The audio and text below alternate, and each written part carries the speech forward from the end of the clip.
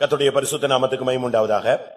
நீதிமொழிகள் 15ஆம் அதிகாரம் 6ஆம் வசனம். வீட்டில் அதிக பொக்கிஷம் உண்டு, துன்மார்க்கனுடைய வருமானத்திலோ துன்பம் உண்டு. நீதிமானுடைய வீட்டில் அதிக பொக்கிஷம் உண்டு, ஆனால் துன்மார்க்கனுடைய வருமானத்திலோ துன்பம் உண்டு. இன்னும் ஒரு வசனத்தை வாசிக்கலாம். மீகா 6ஆம் அதிகாரம் 10ஆம் வசனம். மீகா 6ஆம் அதிகாரம் 10ஆம் வசனம். துன்மார்க்கனுடைய வீட்டிலே துன்மார்க்கத்தினால் சம்பாதித்த பொக்கிஷங்களும் அருவருக்கப்படத்தக்க குறைந்த மரக்காலும் இன்னும் இருக்கிறது அல்லவோ. துன்மார்க்கனுடைய வீட்டில் துன்மார்க்கத்தினால் சம்பாதித்த பொக்கிஷங்கள் உண்டு, நீதிமானுடைய வீட்டிலோ அதிக பொக்கிஷம் உண்டு. கொஞ்சம் காசு கிடைச்சா கூட சேர்த்து வைக்கிற ஜனங்கள் உண்டு, கொஞ்சம் காசு கிடைச்சா கூட பேங்க்ல போடுற ஜனங்கள் உண்டு. அதிகமாக கிடைத்தாலும் அதை விருதாவாய் செலவழிக்கிற ஜனக்கூட்டமும் இன்றைக்கு உண்டு. ஆனால் வேதத்துல பலவிதமான பொக்கிஷங்களை குறித்து நீங்கள் அறிந்திருப்பீர்கள். நீங்களும் கூட பல பிரசங்கங்களை கேட்டிருக்கலாம். ஆனால் இன்றைக்கும் கர்த்தர் இந்த பொக்கிஷத்தை குறித்து இந்த கால வேளையில நம்மோடு பேச அவர் விரும்புகிறார். நீதிமானின் வீட்டில் உள்ள பொக்கிஷம் என்ன, துன்மார்க்கனுடைய வாழ்வில் இருக்கிற பொக்கிஷம் என்ன? நாம் இந்த உலகத்துல பொக்கிஷங்களை சேர்த்து வைக்கிறது சரியா, சரி இல்லையா? அக்கறல வச்சிருக்கிறது சரியா, இல்லாவிட்டால் பேங்க்ல போட்டு வச்சிருக்கிறது சரியா, சரி இல்லையா? இப்படிப்பட்ட கேள்விகளுக்கு வேதத்திலிருந்து நாம் பதிலை பெற்றுக்கொள்ள வேண்டியது அவசியம். தங்கள் பிள்ளைகளுக்காகவோ, தங்களுடைய பிள்ளைகளுடைய படிப்புக்காகவோ, தங்களுடைய பிள்ளைகளுடைய விவாக காரியங்களுக்காகவோ பொருளை சேர்த்து வைப்பது தவறு என்று நான் போதிக்கிறது இல்லை. சேர்த்து வைக்கிறது நியாயம் என்று வேதத்திலே சில வசனங்கள் சொல்லப்பட்டிருக்கிறது. ஆனால் அதே நேரத்தில் நம்முடைய பொக்கிஷம் எங்கே இருக்கிறதோ அங்கேதான் நம்முடைய இருதயமும் இருக்கும் என்பதை நாம் விளங்கிக் கொள்ள வேண்டும். மூன்றாவதாக ஒரு வசனம், மத்தேயு 6:20. பரலோகத்திலே உங்களுக்கு பொக்கிஷங்களை சேர்த்து வையுங்கள், அங்கே பூச்சியாவது துருவாவது கெடுக்கிறதும் இல்லை, அங்கே திருடர் கண்ணமிட்டு திருடுகிறதும் இல்லை. நான் இப்பொழுது 3 பொக்கிஷங்களை குறித்து நான் இப்பொழுது உங்களுக்கு வசனங்களை வாசிக்க சொன்னேன். ஒன்று, நீதிமொழிகள் 15:6 நீதிமானுடைய வீட்டில் அதிக பொக்கிஷம் உண்டு. இரண்டாவது, மீகா 6ஆம் அதிகாரம் 10ஆம் வசனத்துல துன்மார்க்கனுடைய வீட்டில் துன்மார்க்கத்தினால் சம்பாதித்த பொக்கிஷம் உண்டு. மூன்றாவது, பரலோக ராஜ்யத்தில் உங்கள் பொக்கிஷங்களை சேர்த்து வையுங்கள். இன்றைய மெசேஜ நம்ம 3 பகுதிகளாக பிரிக்கலாம். ஒன்று, நீதிமானுடைய பொக்கிஷம் என்ன? இரண்டாவது, துன்மார்க்கனுடைய பொக்கிஷம் என்ன? மூன்றாவது, இந்த பொக்கிஷங்களினால் நமக்கு என்ன கிடைக்கும்? பரலோகத்தில் நம்முடைய பொக்கிஷம் இருக்கிறதா? இதை நாம் இப்பொழுது சிந்திக்க வேண்டியது அவசியம். உங்களுடைய பேங்க் பேலன்ஸை நீங்க அப்பப்ப பாத்துக்குவீங்க. அந்த ஆள் பணம் போட்டிருக்கானா, அந்த கம்பெனில இருந்து பணம் வந்திருக்கா, இந்த பேங்க்ல வந்த டிடி கிளியர் ஆயிடுச்சா, அங்கிருந்து வந்த செக் கிளியர் ஆயிடுச்சா, இல்ல பவுன்ஸ் ஆயிடுச்சா, இந்த பணம் நமக்கு கிளியர் ஆயிடுச்சா? அப்பப்ப உங்க பேலன்ஸ நீங்க பேங்க்ல அப்பப்ப பாத்துக்கிறீங்க. இல்லாவிட்டா உங்க செல்லுல கூட அந்த பேலன்ஸ் கரெக்டா கிடைச்சிருது, இல்லாவிட்டா நெட்ல நீங்க பாத்துக்கொள்றீங்க. ஆனா இப்ப ஒரு நிமிஷம் நீங்க யோசிச்சு பாருங்க, பரலோகத்துல உங்களுடைய பேங்க் பேலன்ஸ் இல்லாவிட்டால் பரலோகத்துல உங்களுடைய பொக்கிஷம் எவ்வளவு இருக்கும்? நீங்க உடனே சொல்லுவீங்க, ஐயோ நான் அப்படி பண்ணிருக்கேன் இப்படி பண்ணிருக்கேன், அதனால எல்லாமே அங்க என்ன செய்யும், இருக்கும் அப்படின்னு நினைக்கிறீங்க. இருக்கலாம், அதுல நான் இல்லன்னு நான் உங்களை சொல்லி வெறுமையாக்க விரும்பவில்லை. ஆனா பரலோகத்துல உங்களுக்கு பொக்கிஷம் போட்டது உண்மை. ஆனா நீங்க செய்த நன்மைகளை சொல்லிவிட்டால் அதெல்லாம் பரலோகத்துல என்ன செய்யப்படுகிறது, கழிக்கப்படுகிறது. அதெல்லாம் இனிமே நான் உங்களுக்கு வரிசையாக சொல்லுகிறேன். பிரியமானவர்களே, நம்முடைய பொக்கிஷம் எங்க இருக்கிறது? இயேசு கிறிஸ்து சொல்லுகிறார், உங்களுடைய பொக்கிஷம் எங்க இருக்கோ அங்கதான் உங்களுடைய இருதயம் இருக்கும். உங்களுடைய பணம் இருக்குன்னு சொன்னா, இல்ல பாக்கெட்ல நீங்க ஏதாவது கொஞ்சம் வெயிட்டா வச்சிருக்கீங்கன்னா, திருடன் திருடானோ இல்லையோ, அரை மணி நேரத்துக்கு ஒரு ட்ரிப் உங்க கை பாக்கெட்டுக்கு போயிட்டு வரும். இல்ல பாத்ரூம் போகும்போது கூட ட்ரெயின்ல பேக்க தூக்கிட்டே போறாங்க. ஏன்? அங்க என்ன இருக்கு? பொக்கிஷம் இருக்கு. அங்கதான் என்ன இருக்கு? இருதயம் இருக்கு. நல்லா தூங்கிட்டு இருந்தா கூட கை எங்க வந்துடும், அப்படியே தடவி பார்க்கும், இருக்கா இல்லையா? ஏனென்றால் நம்முடைய வேதம் அழகாக சொல்லுகிறது, உன்னுடைய பொக்கிஷம் எங்க இருக்கோ அங்கேதான் உன்னுடைய இருதயம் இருக்கும். சரி, இத்தனை வருஷம் நம்ம விசுவாசி, இத்தனை வருடம் ஆண்டவரை பின்பற்றின தேவனுடைய ஜனங்கள். ஆனால் நம்மில் எத்தனை பேருக்கு பரலோகத்துல பொக்கிஷம் உண்டு என்கிற ஒரு சரியான உறுதித்தன்மை இருக்கு? உங்களுக்கு பரலோகத்துல சேர்த்து வச்சிருக்கா? ஆண்டவர் சேர்த்து வச்சிருக்கிறாரா? இல்லாவிட்டால் அந்த மகிமையான தேசத்துல உனக்கு ஒரு வீடு கட்டப்பட்டிருக்கிறதா? ஒரு பெரிய பணக்காரி பரலோகத்துக்கு போனாங்களாம். ஒரு பெரிய ஓனர், கோடிக்கணக்கான மதிப்புள்ள ஒரு சகோதரி, வசதி உள்ளவங்க பரலோகத்துக்கு போனாங்களாம். அங்க போன போது ஒரு அழகான வீடு, நான் சொல்லியிருப்பேன், ஒரு அழகான வீடு கட்டப்பட்டு கொண்டிருந்துச்சு. இவங்க நினைச்சாங்க, இது எனக்கு ஆண்டவரே அப்படின்னு கேட்டாங்களா? இல்ல இது உன் வீட்டுல வேலை பாக்குறவளுக்குன்னாங்க. உடனே அப்ப நினைச்சாலாம், வேலை பாக்குறவளுக்கு இப்படின்னா அப்ப நமக்கு அப்படின்னு பார்த்தபோது பக்கத்துல ஒரு குட்டிச்ச ஒரு மாதிரி ஒரு வீடு இருந்துச்சு. இதுதான் உனக்கு உரியது, பட் இன்னும் கட்டப்படவில்லை. இன்னும் நற்குணங்களினால அது உருவாக்கப்படாமல் இருக்கிறதுனால இது உன்னைய கரெக்ட் பண்றதுக்காக நான் கொண்டு வந்து கொடுத்த உனக்கு ஒரு வெளிப்பாடு தரிசனம்னு சொன்னாராம். அதனால பரலோகத்துல நம்முடைய பொக்கிஷம் எவ்வளவு இருக்கும் நீங்க யோசிச்சு பாருங்க. வாலிபர்களா இருக்கலாம், வயோதிபர்களா இருக்கலாம், பல வருஷ ஊழியர்களாக இருக்கலாம், அனுபவமிக்க ஊழியர்களாக இருக்கலாம். நானும் என்னையும் சேர்த்தான் சொல்றேன். நமக்கு பரலோகத்துல இப்போ என்ன லெவல்? உலக பிரகாரமாக நம்மள ஒருவேளை ஏழைகளாக, தருத்தர்களாக, ஒன்றுமில்லாதவர்களாக நம்ம இருக்கலாம். வறுமை, கடன், கஷ்டம், இப்படிப்பட்ட பாதையில இந்த பூமியில போய்கிட்டு இருக்கலாம். அதை பத்தி நீங்க கவலைப்படாதீங்க. இது தேவன் ஒரு நேரம் கொடுக்கும்போது இதெல்லாம் கிளியர் ஆயிடும்.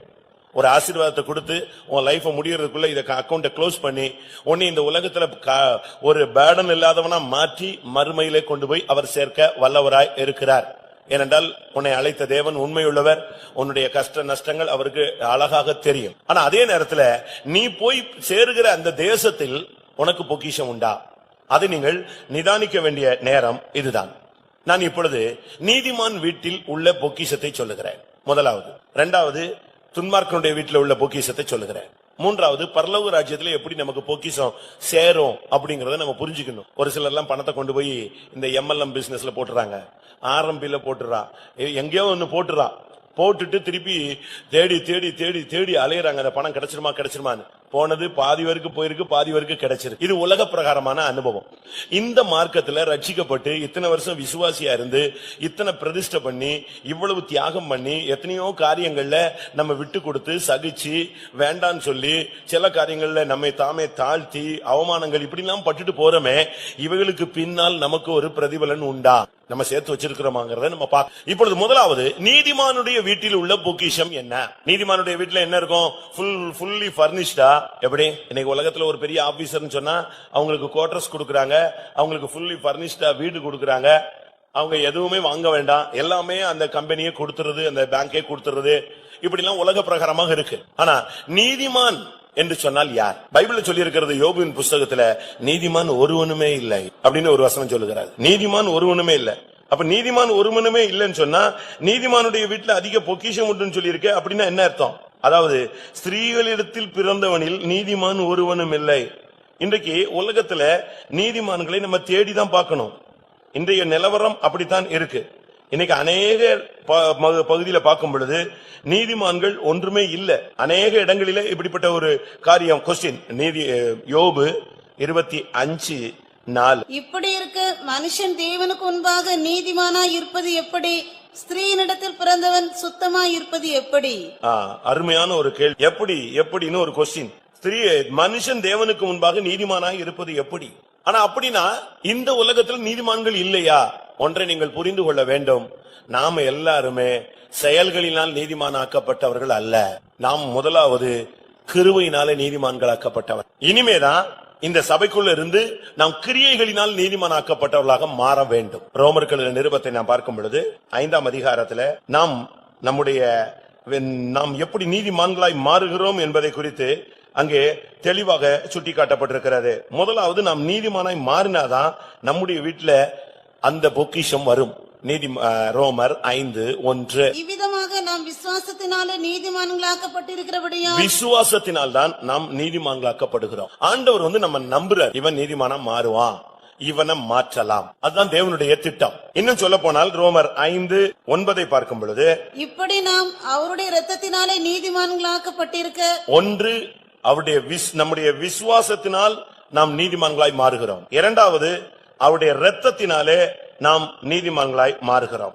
ரோமர் 8ஆம் அதிகாரம் 30ஆம் வசனத்தை நாம் பார்க்கும் பொழுது, எவர்களை முன்குறித்தாரோ அவர்களை அழைத்தும் இருக்கிறார், எவர்களை அழைத்தாரோ அவர்களை நீதிமான்களாக்கியும் இருக்கிறார். ஒன்று விசுவாசம், இரண்டாவது இரத்தம், மூன்றாவது அழைப்பு. இதுலதான் நம்ம இப்ப நீதிமான்களாய் மாறி இருக்கு. நம்ம நம்புறாரு. இன்னைக்கு நம்ம இவ்வளவு பேரையும் கொண்டு வந்திருக்கிறாரு. ஒவ்வொருடைய ஸ்டேட்டஸும் வேற, அறிவு வேற, கல்ச்சர் வேற, திறமை வேறு, நம்முடைய வித்தியாசமான மனப்பான்மை உள்ளவர்கள். நம்ம கர்த்தர் கொண்டு வந்தாருன்னு சொன்னா விசுவாசத்துல இவனை நீதிமானா மாத்திரலாம். ஒரு பெரிய சிற்பியும் இன்னொரு அவனுடைய நண்பனும் போனாங்க. 2 பேரும் போய்கிட்டு இருக்கும்போது ரோட்டு ஓரத்துல ஒரு பெரிய பாறை லாரியில கொண்டு போகும்போது அது விழுந்து விட்டது. அதை கொண்டு போக முடியல, அதை தள்ளி விட்டாங்க. அது ரோட்டு ஓரத்துல ஒரு இடைஞ்சலா கிடந்து. அந்த சிற்பியும் அவனுடைய நண்பனும் போய்கிட்டு இருக்கும்போது திடீர்னு சிற்பி அந்த கல்லை பார்த்து கத்துனானா, எவ்வளவு அருமையான ஒரு குதிரை நிக்குது அப்படி. கூட வந்த நண்பன் சொன்னானா, ஏன்டா உனக்கு பைத்தியம் பிடிச்சிச்சா, அது ஒரு பெரிய கல்லு, பாறாங்கல்லு, இத போய் என்ன சொல்ற நீ ஒரு குதிரைன்னு சொல்றேன். அப்போ அவன் எழுச்சியில சொல்லிட்டான். சரி உனக்கு புரியல, வா போலான்ட்டு 2 பேரும் போயிட்டான். இவன் நண்பனோடு போயிட்ட பிறகு இந்த சிற்பி திரும்பி வந்து அந்த கல்லை தன்னுடைய இடத்துக்கு கொண்டு வந்து அந்த இடத்துல வச்சே அதை செதுக்கி செதுக்கி செதுக்கி அழகான ஒரு குதிரையா பண்ணி பாலிஷ் போட்டு அந்த இடத்துல நிப்பாட்டி வச்சு. இதே நண்பனை ஒரு குறுகிய காலத்து கட்டத்துக்கு பிறகு கூட்டு வந்தான். கூப்பிட்டு வரும்போது ஒண்ணுமே சொல்லல, அதே வழியில வர்றான். 2 பேரும் வரும்போது திடீர்னு நண்பன் சொன்னான், இங்க பாரு எவ்வளவு அருமையான ஒரு குதிரை நிக்குன்னு. அப்பதான் இவன் சொன்னா, இதத்தான் நான் அன்னைக்கு சொன்னேன், அந்த நீ பார்த்த பத்தியா அந்த கல்லு தான் இப்ப ஏதா மாறி இருக்கு. அது போல நம்ம வெட்டி எடுக்கப்பட்ட கண்மலையில இருந்து, நம்ம ஒரு கண்மலையில இருந்து வெட்டி எடுக்கப்பட்டவர், ஒரு துறவில இருந்து தோண்டி எடுக்கப்பட்டவர்கள், அங்க இருந்து நம்மள எங்கேயோ இருந்து வேரோட பிடுங்கி கொண்டு வந்து வச்சிருக்கிறார். ஆனா அவருடைய விசுவாசம், இவன் உண்மையா இருப்பான், இவன் உத்தமமா இருப்பான், இவனை நீதிமானாய் மாற்ற முடியும். ஏன்னா நீதிமானத்தான் எடுக்க முடியும். ஒரு சாதாரண விசுவாசிய கர்த்தரால் என்ன செய்ய முடியாது, எடுத்துக்கொள்ள முடியாது. ஏசாயா 57ஆம் அதிகாரம் 1ஆம் வசனம். நீதிமான் மடிந்து போகிறான், ஒருவரும் அதை மனதில் வைக்கிறதில்லை. புத்திமான்கள் எடுத்துக்கொள்ளப்படுகிறார்கள், ஆனாலும் தீங்கு வராததற்கு முன்னே நீதிமான் எடுத்துக்கொள்ளப்படுகிறான் என்பதை சிந்திப்பார் இல்லை. எடுத்துக்கொள்ளப்படுதல் என்பது புதிய ஏற்பாட்டு சபைக்குள்ள ஒரு அனுபவம். பழைய ஏற்பாட்டிலே எலியா எடுத்துக்கொள்ளப்பட்டார், பழைய ஏற்பாட்டிலே ஏனோக்கு எடுத்துக்கொள்ளப்பட்டார். எலியா எடுத்துக்கொள்ளப்படக்கூடிய ஊழியக்காரனுக்கு அடையாளம், ஏனோக்கு எடுத்துக்கொள்ளப்படக்கூடிய விசுவாசிக்கு அடையாளம். எலியா விவாகமாகாமல் ஊழியம் செய்த ஒரு மனிதன், அவன் எடுத்துக்கொள்ளப்பட்டான். ஏனோக்கு விவாகமாகி 65வது வயதில தேவனை தெரிந்து கொண்டு அதற்கு பின்பு 300 வருடம் தேவனோடு சஞ்சரித்து உலக வாழ்க்கையில குடும்பத்தில் நடத்தி பிள்ளைகளை பெற்றெடுத்து காணப்படாமல் எடுத்துக்கொள்ளப்பட்ட ஒரு மனுஷன். அப்படியானால் எடுத்துக்கொள்ளப்படுதல் என்பது நீதிமான்களுக்கு மட்டுமே நடக்கிற சம்பவம். இது புதிய ஏற்பாட்டுல சபைக்கு நடக்கக்கூடிய ஒரு அனுபவம். தான் சொல்லி இருக்கிறது, நீதிமான்கள் எடுத்துக்கொள்ளப்படுகிறார்.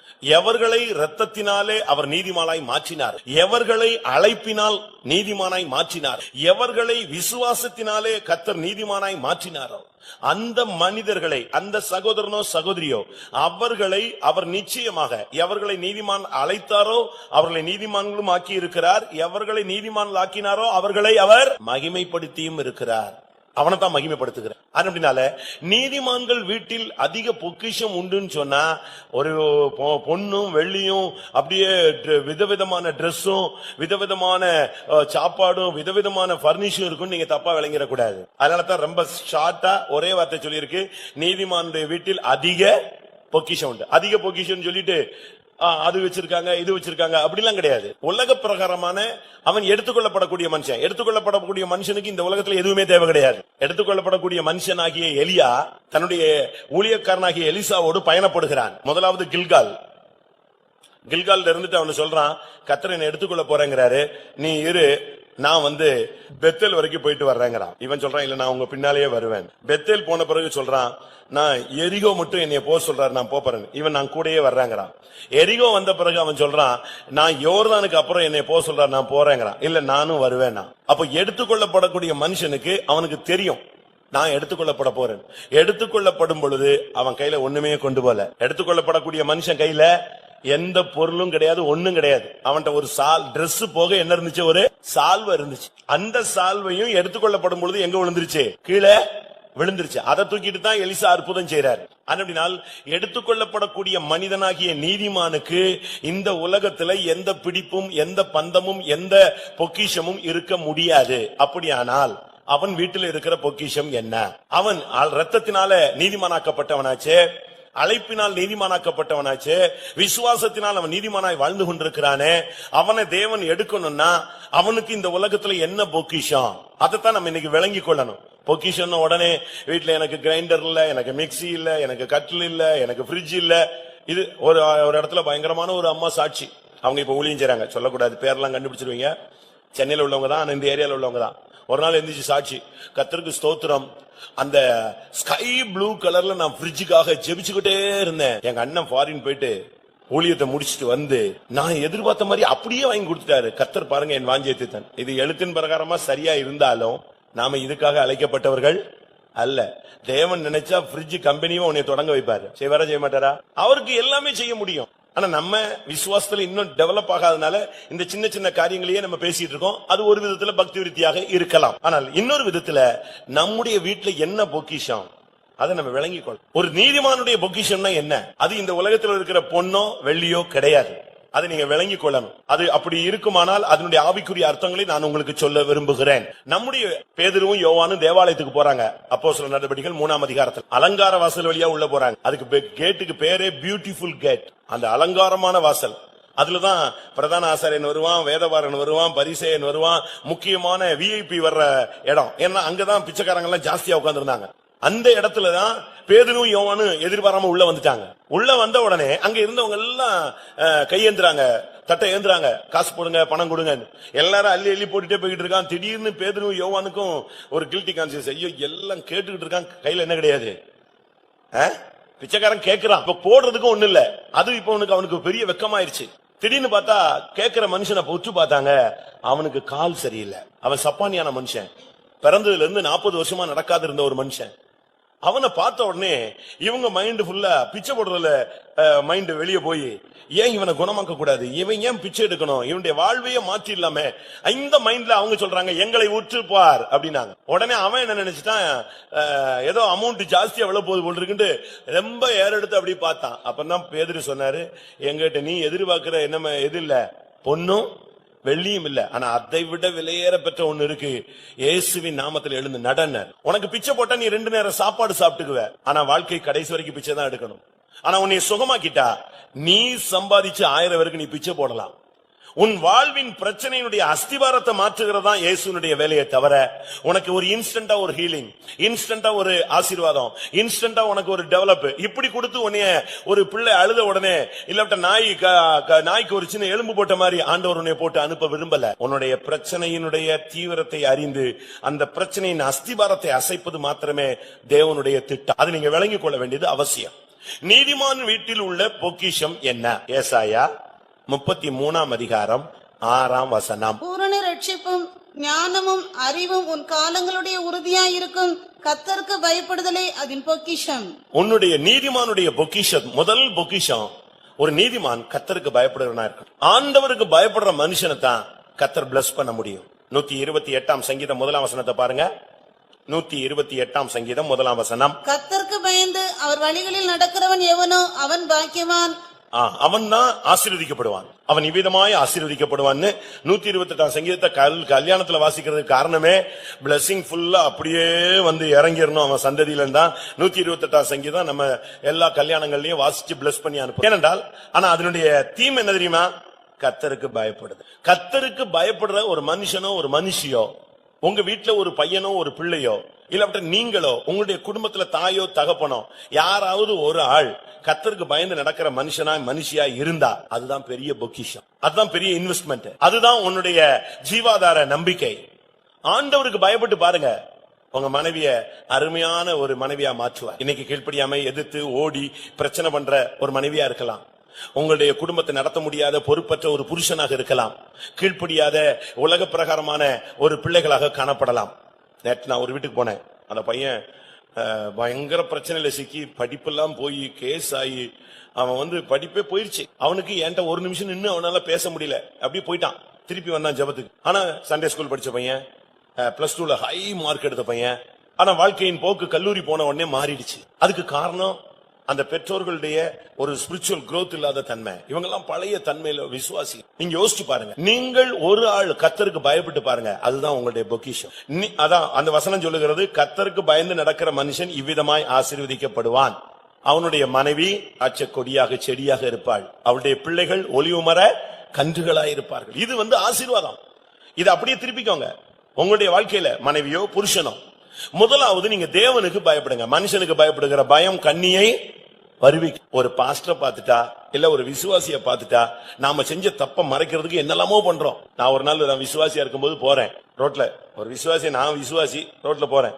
ஒரு பெரிய பணக்கார விசுவாசி, விசுவாசின்னு சொல்லக்கூடாது, அறகுற விசுவாசி, சிபிஎம் தொடக்கத்துக்கு காரணமா இருந்த ஒரு குடும்பத்துல உள்ள ஒரு சந்ததியில உள்ள ஒரு ஆள் என்னைய பார்த்துட்டா, இந்த சிகரெட்டை கீழே போடவா, கையில பிடிச்சு அணைக்கவா, அவனுக்கு பின்னால கொண்டு போவா.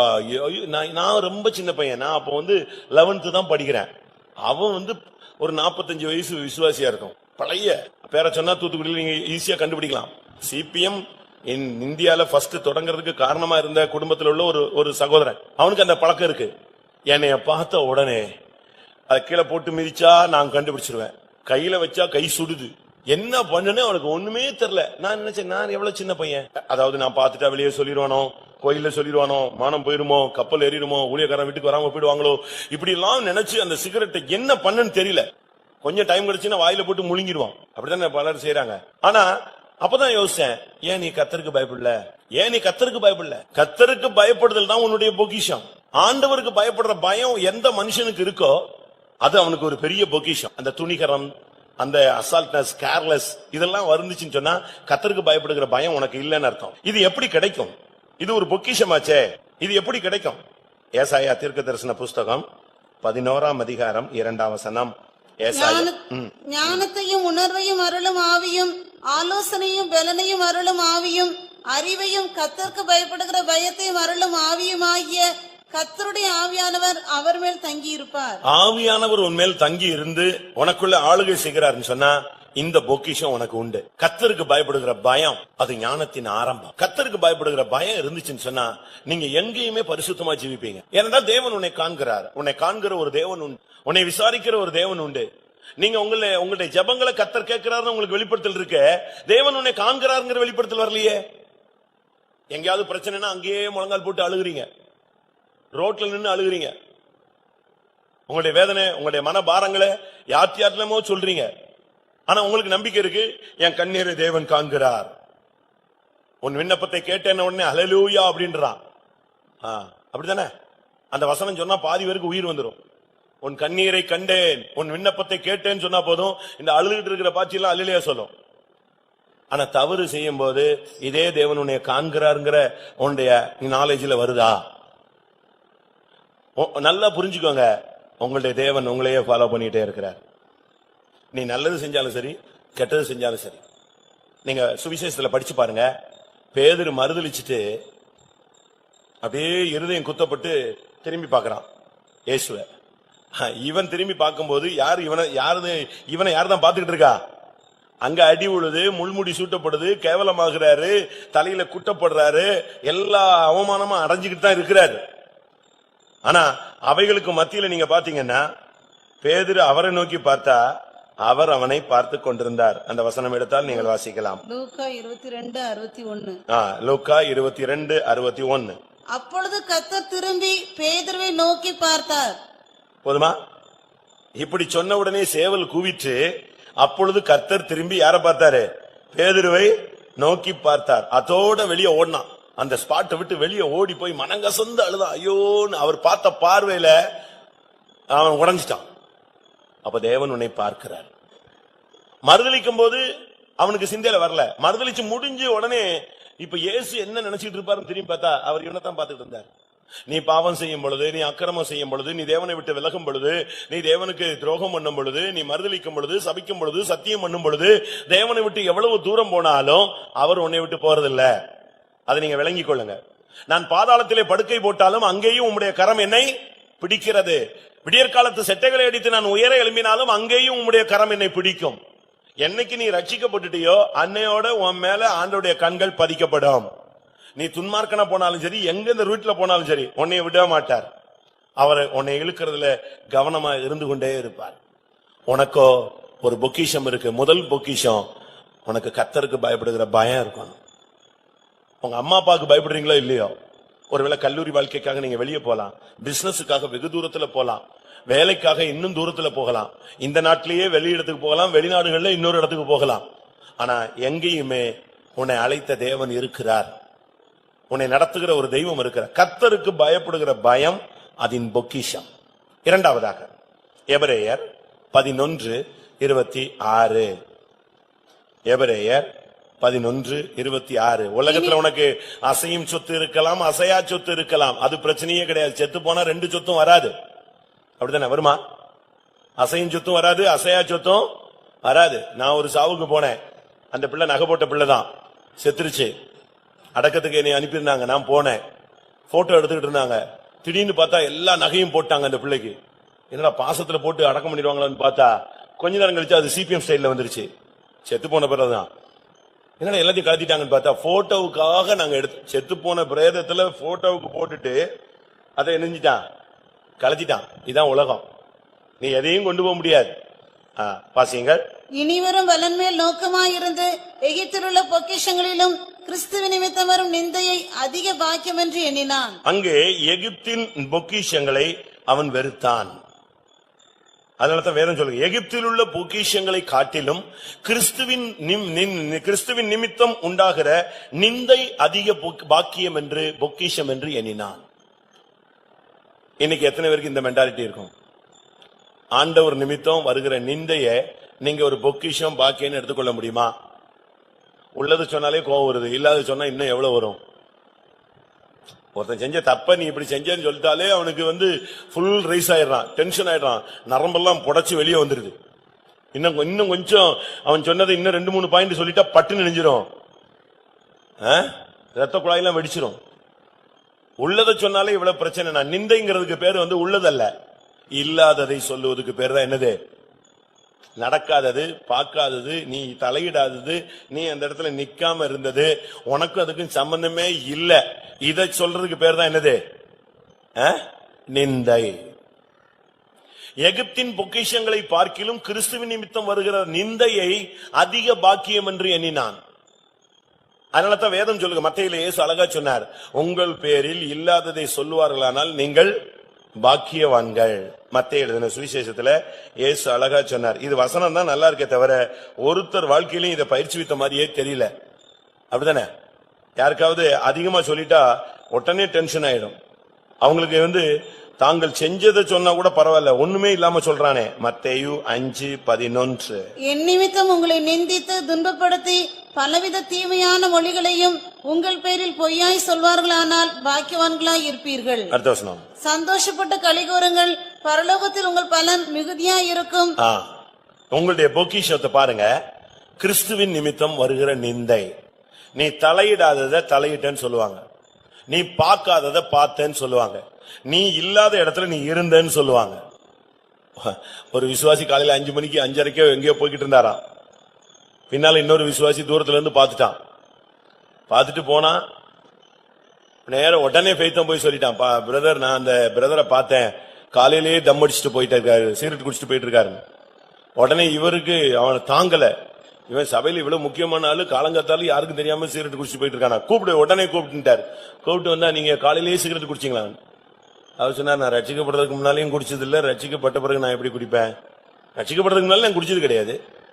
அப்போ உங்களை இப்படி சொன்னானே, இல்லையே நான் குடிக்கலையே. எவ்வளவோ சொல்லி பார்த்தாரு. அதுக்கு பிறகு தீர விசாரிச்ச பிறகு காலையில பனியில இவர் கொட்டாவி விட்டாரா, புகை போச்சான். அதை இவன் பார்த்துட்டு போய் நம்மாளு பாருங்க, கண்ணு வச்சு, காது வச்சு, மூக்கு வச்சு, வாய் வச்சு, கொஞ்ச நேரம் கழிச்சு ஜீவ சுவாசத்தை ஊதிடுறான் புஷ்ன்னு.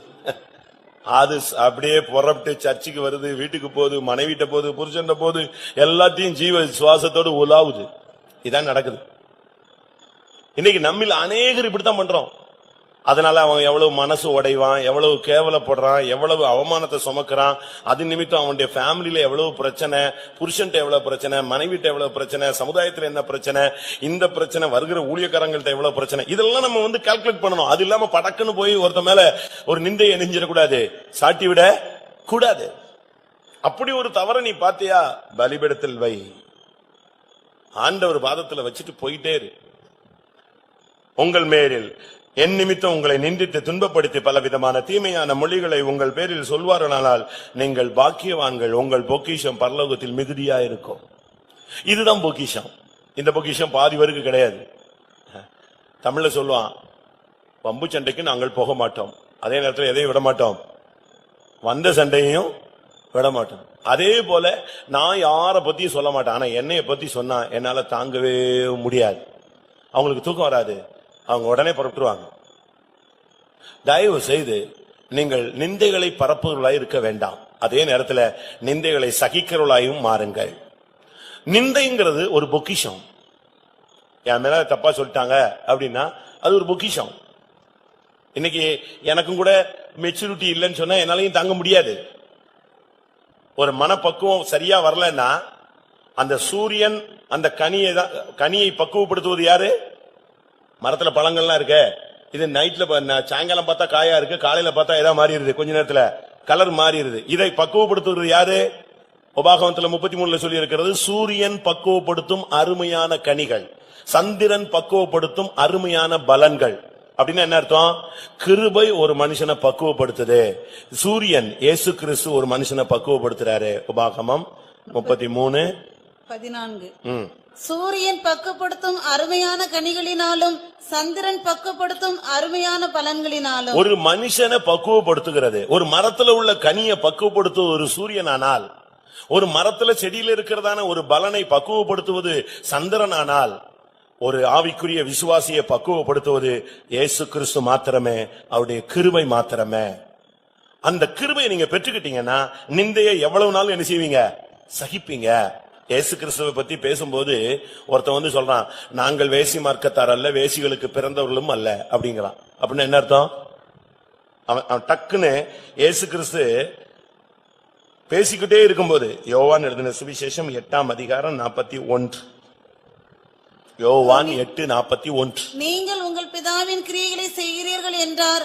அதற்கு அவர்கள், நாங்கள் வேசித்தனத்தினால் பிறந்தவர்கள் அல்ல, ஒரே பிதா எங்களுக்கு உண்டு, அவர் தேவன் என்றார்கள். அச்சம் பாருங்க, டக்குன்னு இயேசு ஒரு வார்த்தை சொல்றாரு, நீங்கள் உங்கள் பிதாவின் கிரியைகளை செய்கிறீர்கள். உடனே அந்த கூட்டத்தில் இருக்கிறவன் சொல்றான், நாங்க ஒண்ணு வேசிக்கு பிறந்தவன் அல்ல. அப்படின்னு என்ன அர்த்தம்?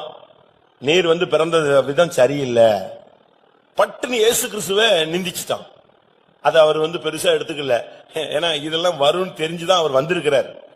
நமக்கு அந்த பக்குவம் தேவை, அது ஒரு பொக்கிஷம். பிரியமானவர்களே, நம்ம நிந்தைகளை சகிப்பது என்பது ஒரு பொக்கிஷம். சகிக்க முடியுமா? சகிக்க முடியும் சொல்றாங்க, ஒரு அல்லேலூயா சொல்லுங்க. இது ஈஸி. ரோட்ல போறவங்கள்ட்ட அல்லேலூயா சொல்லணும், அல்லேலூயான்றான் டம்மால்னு. நிந்தை நாளை காலையில ஸ்டார்ட் ஆகுது, பாத்துக்கங்க. எந்த பிரசங்கம் கேட்டாலும் அதுக்கு அடுத்த நிமிஷம் என்ன உண்டு? அடுத்த நிமிஷம் என்ன உண்டு? எக்ஸ்பெரிமெண்ட் உண்டு, பரிசோதனை உண்டு. ஒருத்தன் ஜெபிச்சானா, ஆண்டவரே இந்த பொறுமையாவே என்ன இருக்க முடியல, எனக்கு பொறுமையை தாங்கன்னு. அன்னையில இருந்து உபத்திரவம் ஸ்டார்ட் ஆயிடுச்சு. இவன் ஆண்டவர்கிட்ட போய் கேட்டானா, நான் கேட்டது பொறுமை, நீங்க கொடுத்தது என்னது? உபத்திரவம். அவர் சொன்னார், ரோமர்ல போய் படிச்சு பாரு, உபத்திரவம் பொறுமையை உண்டாக்கும் என்று அறிந்துன்னு இருக்கு. உபத்திரவம் தான் எதை கொடுக்கும்? பொறுமையை கொண்டு வரும். இதுதான் பைபிள். அதனால நீங்க நன்றாக விளங்கிக் கொள்ளுங்க, நம்முடைய வாழ்க்கையில நிந்தை என்பது ஒரு போர்ஷன், இல்லாவிட்டால் அது ஒரு பொக்கிஷம். உங்களை அவமானமா சொல்லட்டும், சொல்லிட்டு போன்னு சொல்லி விட்டுருங்க. தாவீதை சீமையை ஏசும் பொழுது அபிசாய் சொல்றான், ஒரே வீட்டுல வெட்டிருட்டுமான்னு. அப்ப அவன் சொன்னான், என்னைய திட்டுறதுக்கு, ஏசுறதுக்கு, அவமானப்படுத்துறதுக்குன்னே தெய்வம் இவனை நெஞ்சிருக்கிறாரு, போய் ஏசுன்னு சொல்லி அனுப்பி இருக்கிறாரு, இது நான் சகிக்க வேண்டிய நிந்தை. ஏற்றுக்கொண்டான். நம்முடைய பொக்கிஷம் என்ன? உலகத்தில் இருக்கிற பொக்கிஷம் அல்ல, கிறிஸ்துவின் நிமித்தம் வருகிற நிந்தையை அதிக பாக்கியம் என்று எண்ணிக்கொள்வதுதான் நம்முடைய பொக்கிஷம். மூன்றாவது, மத்தேயு 12:35. மத்தேயு 12:35. நல்ல மனுஷன் இருதயமாகிய நல்ல பொக்கிஷத்திலிருந்து நல்லவைகளை எடுத்து காட்டுகிறான். திரும்ப வாசிங்க.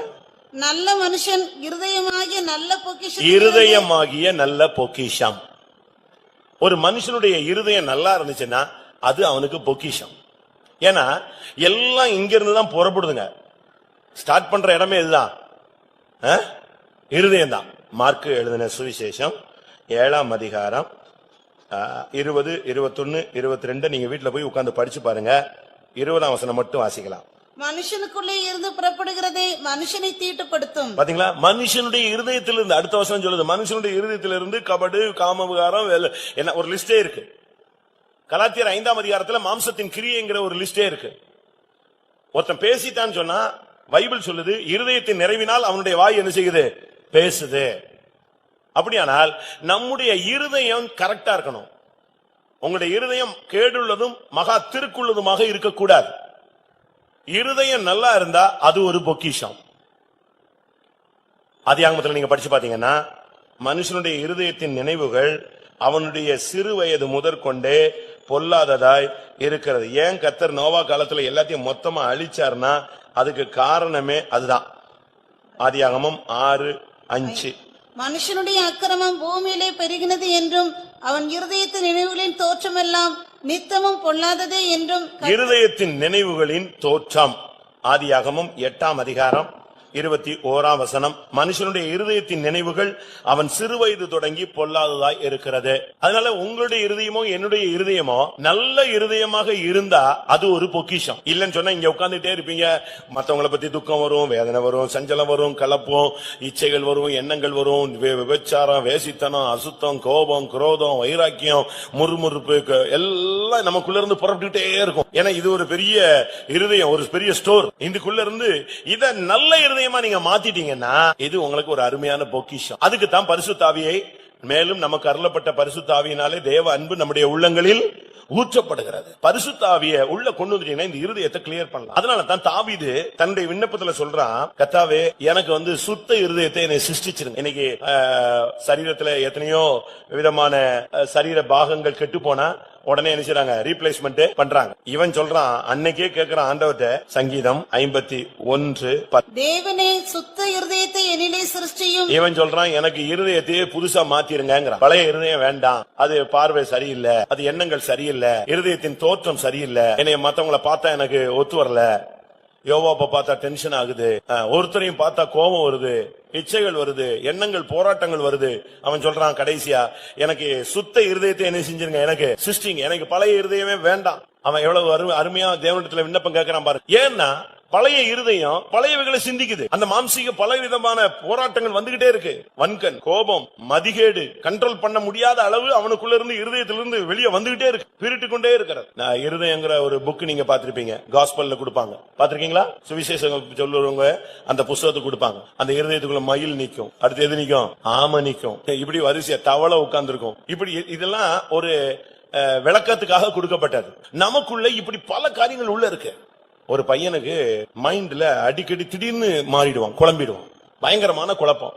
டாக்டர்ஸ் எவ்வளவோ செக் பண்ணி பார்த்துட்டாங்க, கண்டே பிடிக்க முடியல அவனுக்கு ஏன் இப்படி திடீர் சடனா மாறுறான். கடைசியில ஸ்கேன் பண்ணி பார்த்தா மூளையில ஒரு லைட்டா ஒரு அசைவு இருக்கு. அது என்னன்னு அவங்களுக்கு கண்டுபிடிக்க முடியல. கடைசியில அந்த மூளைய தலைய ஓட்ட ஓபன் பண்ணி பார்த்தா ஒரு குட்டி தவளை மூளையில உட்கார்ந்துருக்கு. எப்படியோ இந்த சின்ன வால் முளைச்ச ஒரு தவளை மாதிரி அந்த குழந்தையா இருக்கும்போது இவனுக்கு உள்ள மூக்குலயோ வாயிலையோ எங்கேயோ படுத்த எங்கேயோ உள்ள போய் அது எங்க போயிடுச்சு, மூளையில போய் உட்கார்ந்துருக்கு. அது லேசா எங்கேயாவது தனக்கு தேவைக்கு அசைஞ்சதுன்னா இவன் லைஃபே குழம்பிடும், கத்துவான், அவனுக்கு என்ன பண்றோன்னு தெரியாது.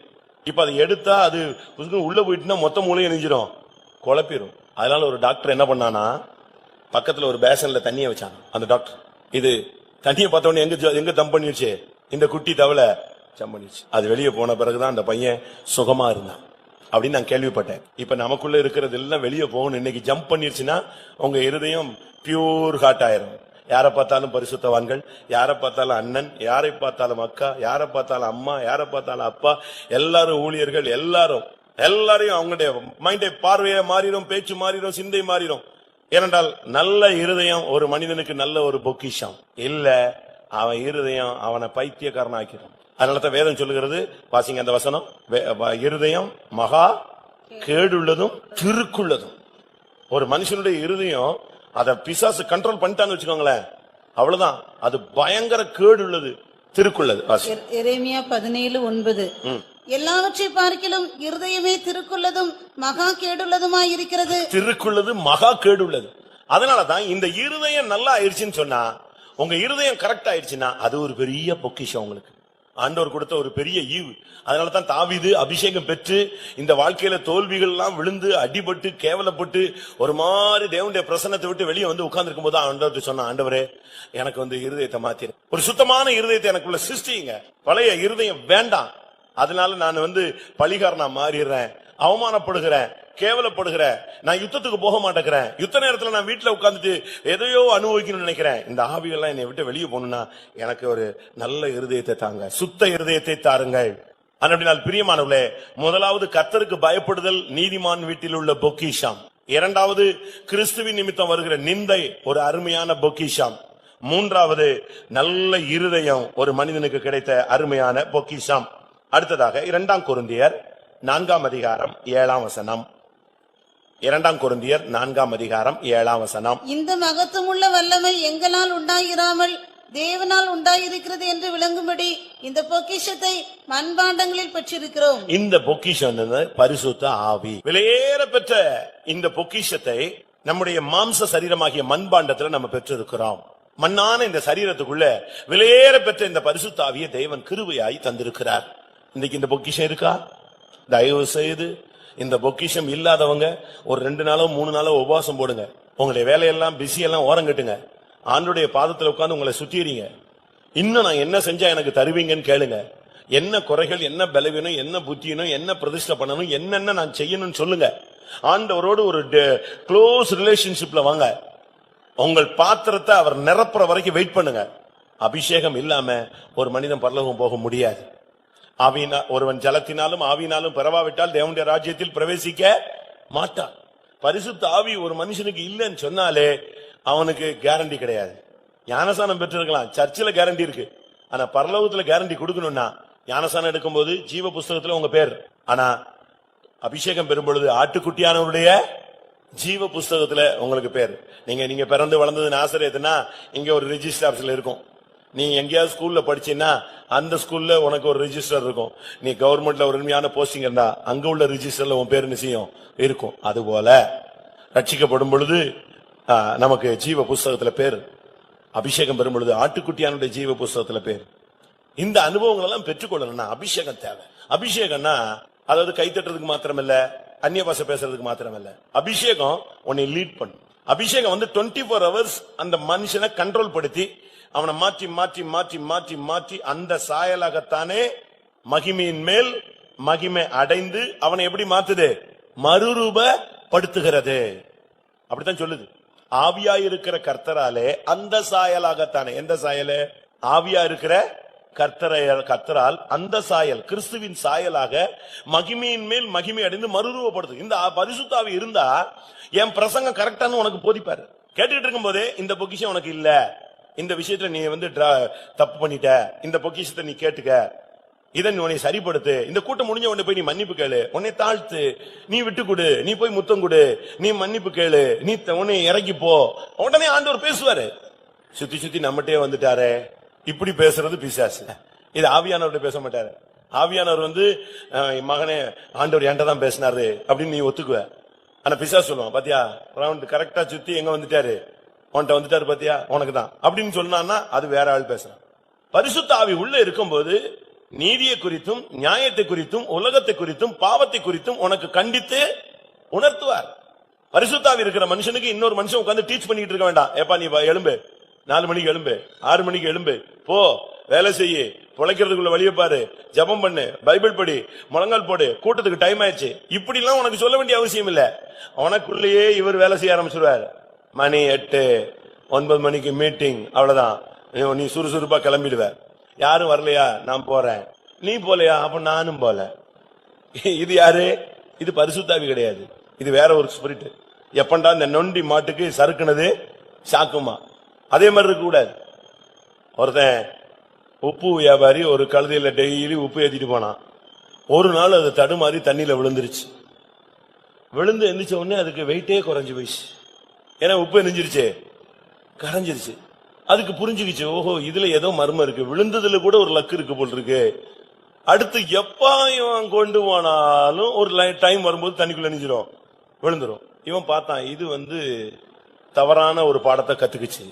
அப்ப இதுக்கு இன்னொரு பாடத்தை கத்து வைக்கணும். நீ சுலபமான போகணும் தானே ஆசைப்படுற, ரைட். இனிமே நான் உனக்கு உப்பே ஏத்தல, பஞ்சை ஏத்துகிறேன். அது இன்னும் காத்து மாதிரி இருக்கும். நீ நார்மலா நடந்து போகும்போதே ஈஸியா பஞ்சை தூக்கிட்டு போலாம். போயிடுச்சு. கழுதுக்கு இன்னும் சந்தோஷம், என்னடா இது ஏத்துனதே எப்படித்தான் இருக்கு, சிம்பிளா இருக்கு, இன்னைக்கு தண்ணியில விழுவோம், இன்னைக்கு சுத்தமா சிம்பிளா இருக்கு. நேர போய் தண்ணியில விழுந்துச்சு, பஞ்சு வெயிட் ஏறிடுச்சு. நீ ஆண்டவரை ஏமாத்தணும்னு பாத்தீங்கன்னா அவர் உன்னைய பயங்கரமா ஏமாத்துவார். நல்லா புரிஞ்சுக்கணும். நீங்க அவரை வஞ்சிக்கணுங்கிற ஒரு பிளான போட்டுட்டீங்க, அவர் அவ்வளவுதான். சரி ரைட்டு, உனக்கு நான் ஒரு பாடத்தை என்ன செய்யறேன், கத்துத்தரேன்னு அழகா கத்து கொடுப்பாரு. பரிசுத்தாவி வேணும், அதை நீங்க கரெக்டா பெற்றுக்கணும். இன்னைக்கு அநேகர் இப்படித்தான் ஆண்டவரை பயங்கரமா ஏமாத்துறாங்க. ஒருத்த மீன் பிடிக்க போனான், ட்ரை பண்ணி பார்த்தான், கடைசியில மீனே கிடைக்கல. லாஸ்ட்ல ஜெபம் பண்ணானா, ஆண்டவரே இது கிடைச்சா நான் ஃபெய்த் கொடுத்துறேன் சுவாமி. கட்ட சொல்லி முடிச்ச உடனே டப்புன்னு மீன், பெரிய மீன் சிக்கிடுச்சு. மீனை பாக்குறான், ஆண்டவரை பாக்குறான். என்ன இது, நம்ம கொஞ்சம் முந்தி இந்த பொருத்தனை பண்ணது தப்பு, அவசரப்பட்டான். சரி, மீன் எடுத்து கட்டுமரத்துல போட்டு அடுத்த தொண்டில போட்டு ஆண்டவர்கிட்ட சொன்னானா, தப்பா எடுத்துக்காதீங்க, இதை மட்டும் நான் எடுத்துக்கிறேன், அடுத்து எடுக்கிறது என்ன செய்ய உங்களுக்கு கொடுத்துறேன்னு சொன்னான். சொல்லி முடிச்ச உடனே இந்த மீன் துள்ளி தண்ணிக்குள்ள போயிடுச்சு. இவன் திரும்பி பார்த்தா மீனையும் காணும், ஆண்டவரையும் காணும். ஆண்டவரை சொன்னா, என்ன ஆண்டவர், நான் சும்மா பேருக்கு சொன்னா அதுக்குள்ள கோவிச்சிட்டீங்களா நீங்க? இவ்வளவு குயிக்க நீங்க கோவிப்பீங்க, டென்ஷனா இருப்பீங்க நான் சொல்லிருக்கவே மாட்டேன். கடைசியில இருக்கிற மீனும் போயிடுச்சு, பெய்த்தம் மீனும் போயிடுச்சு, இவன் மீனும் போயிடுச்சு. நீ ஏமாத்துன. அவர் அழகா செக் வச்சு அழகா உன்னை எங்க டச் பண்ணணுமோ அங்க டச் பண்ணுவாரு. சாட்சி சொல்றேன்னு சொல்றான், சாட்சி சொல்லல. 3 வாரம் கழிச்சு கர்த்தருக்கு ஸ்தோத்திரம், நான் முதல் வாரம் சாட்சி சொல்லவில்லை, ஆனா அப்படினால அடி விழுந்தது, 3வது வாரம் நான் எழுப்பி நிக்கிறேங்கிறான்.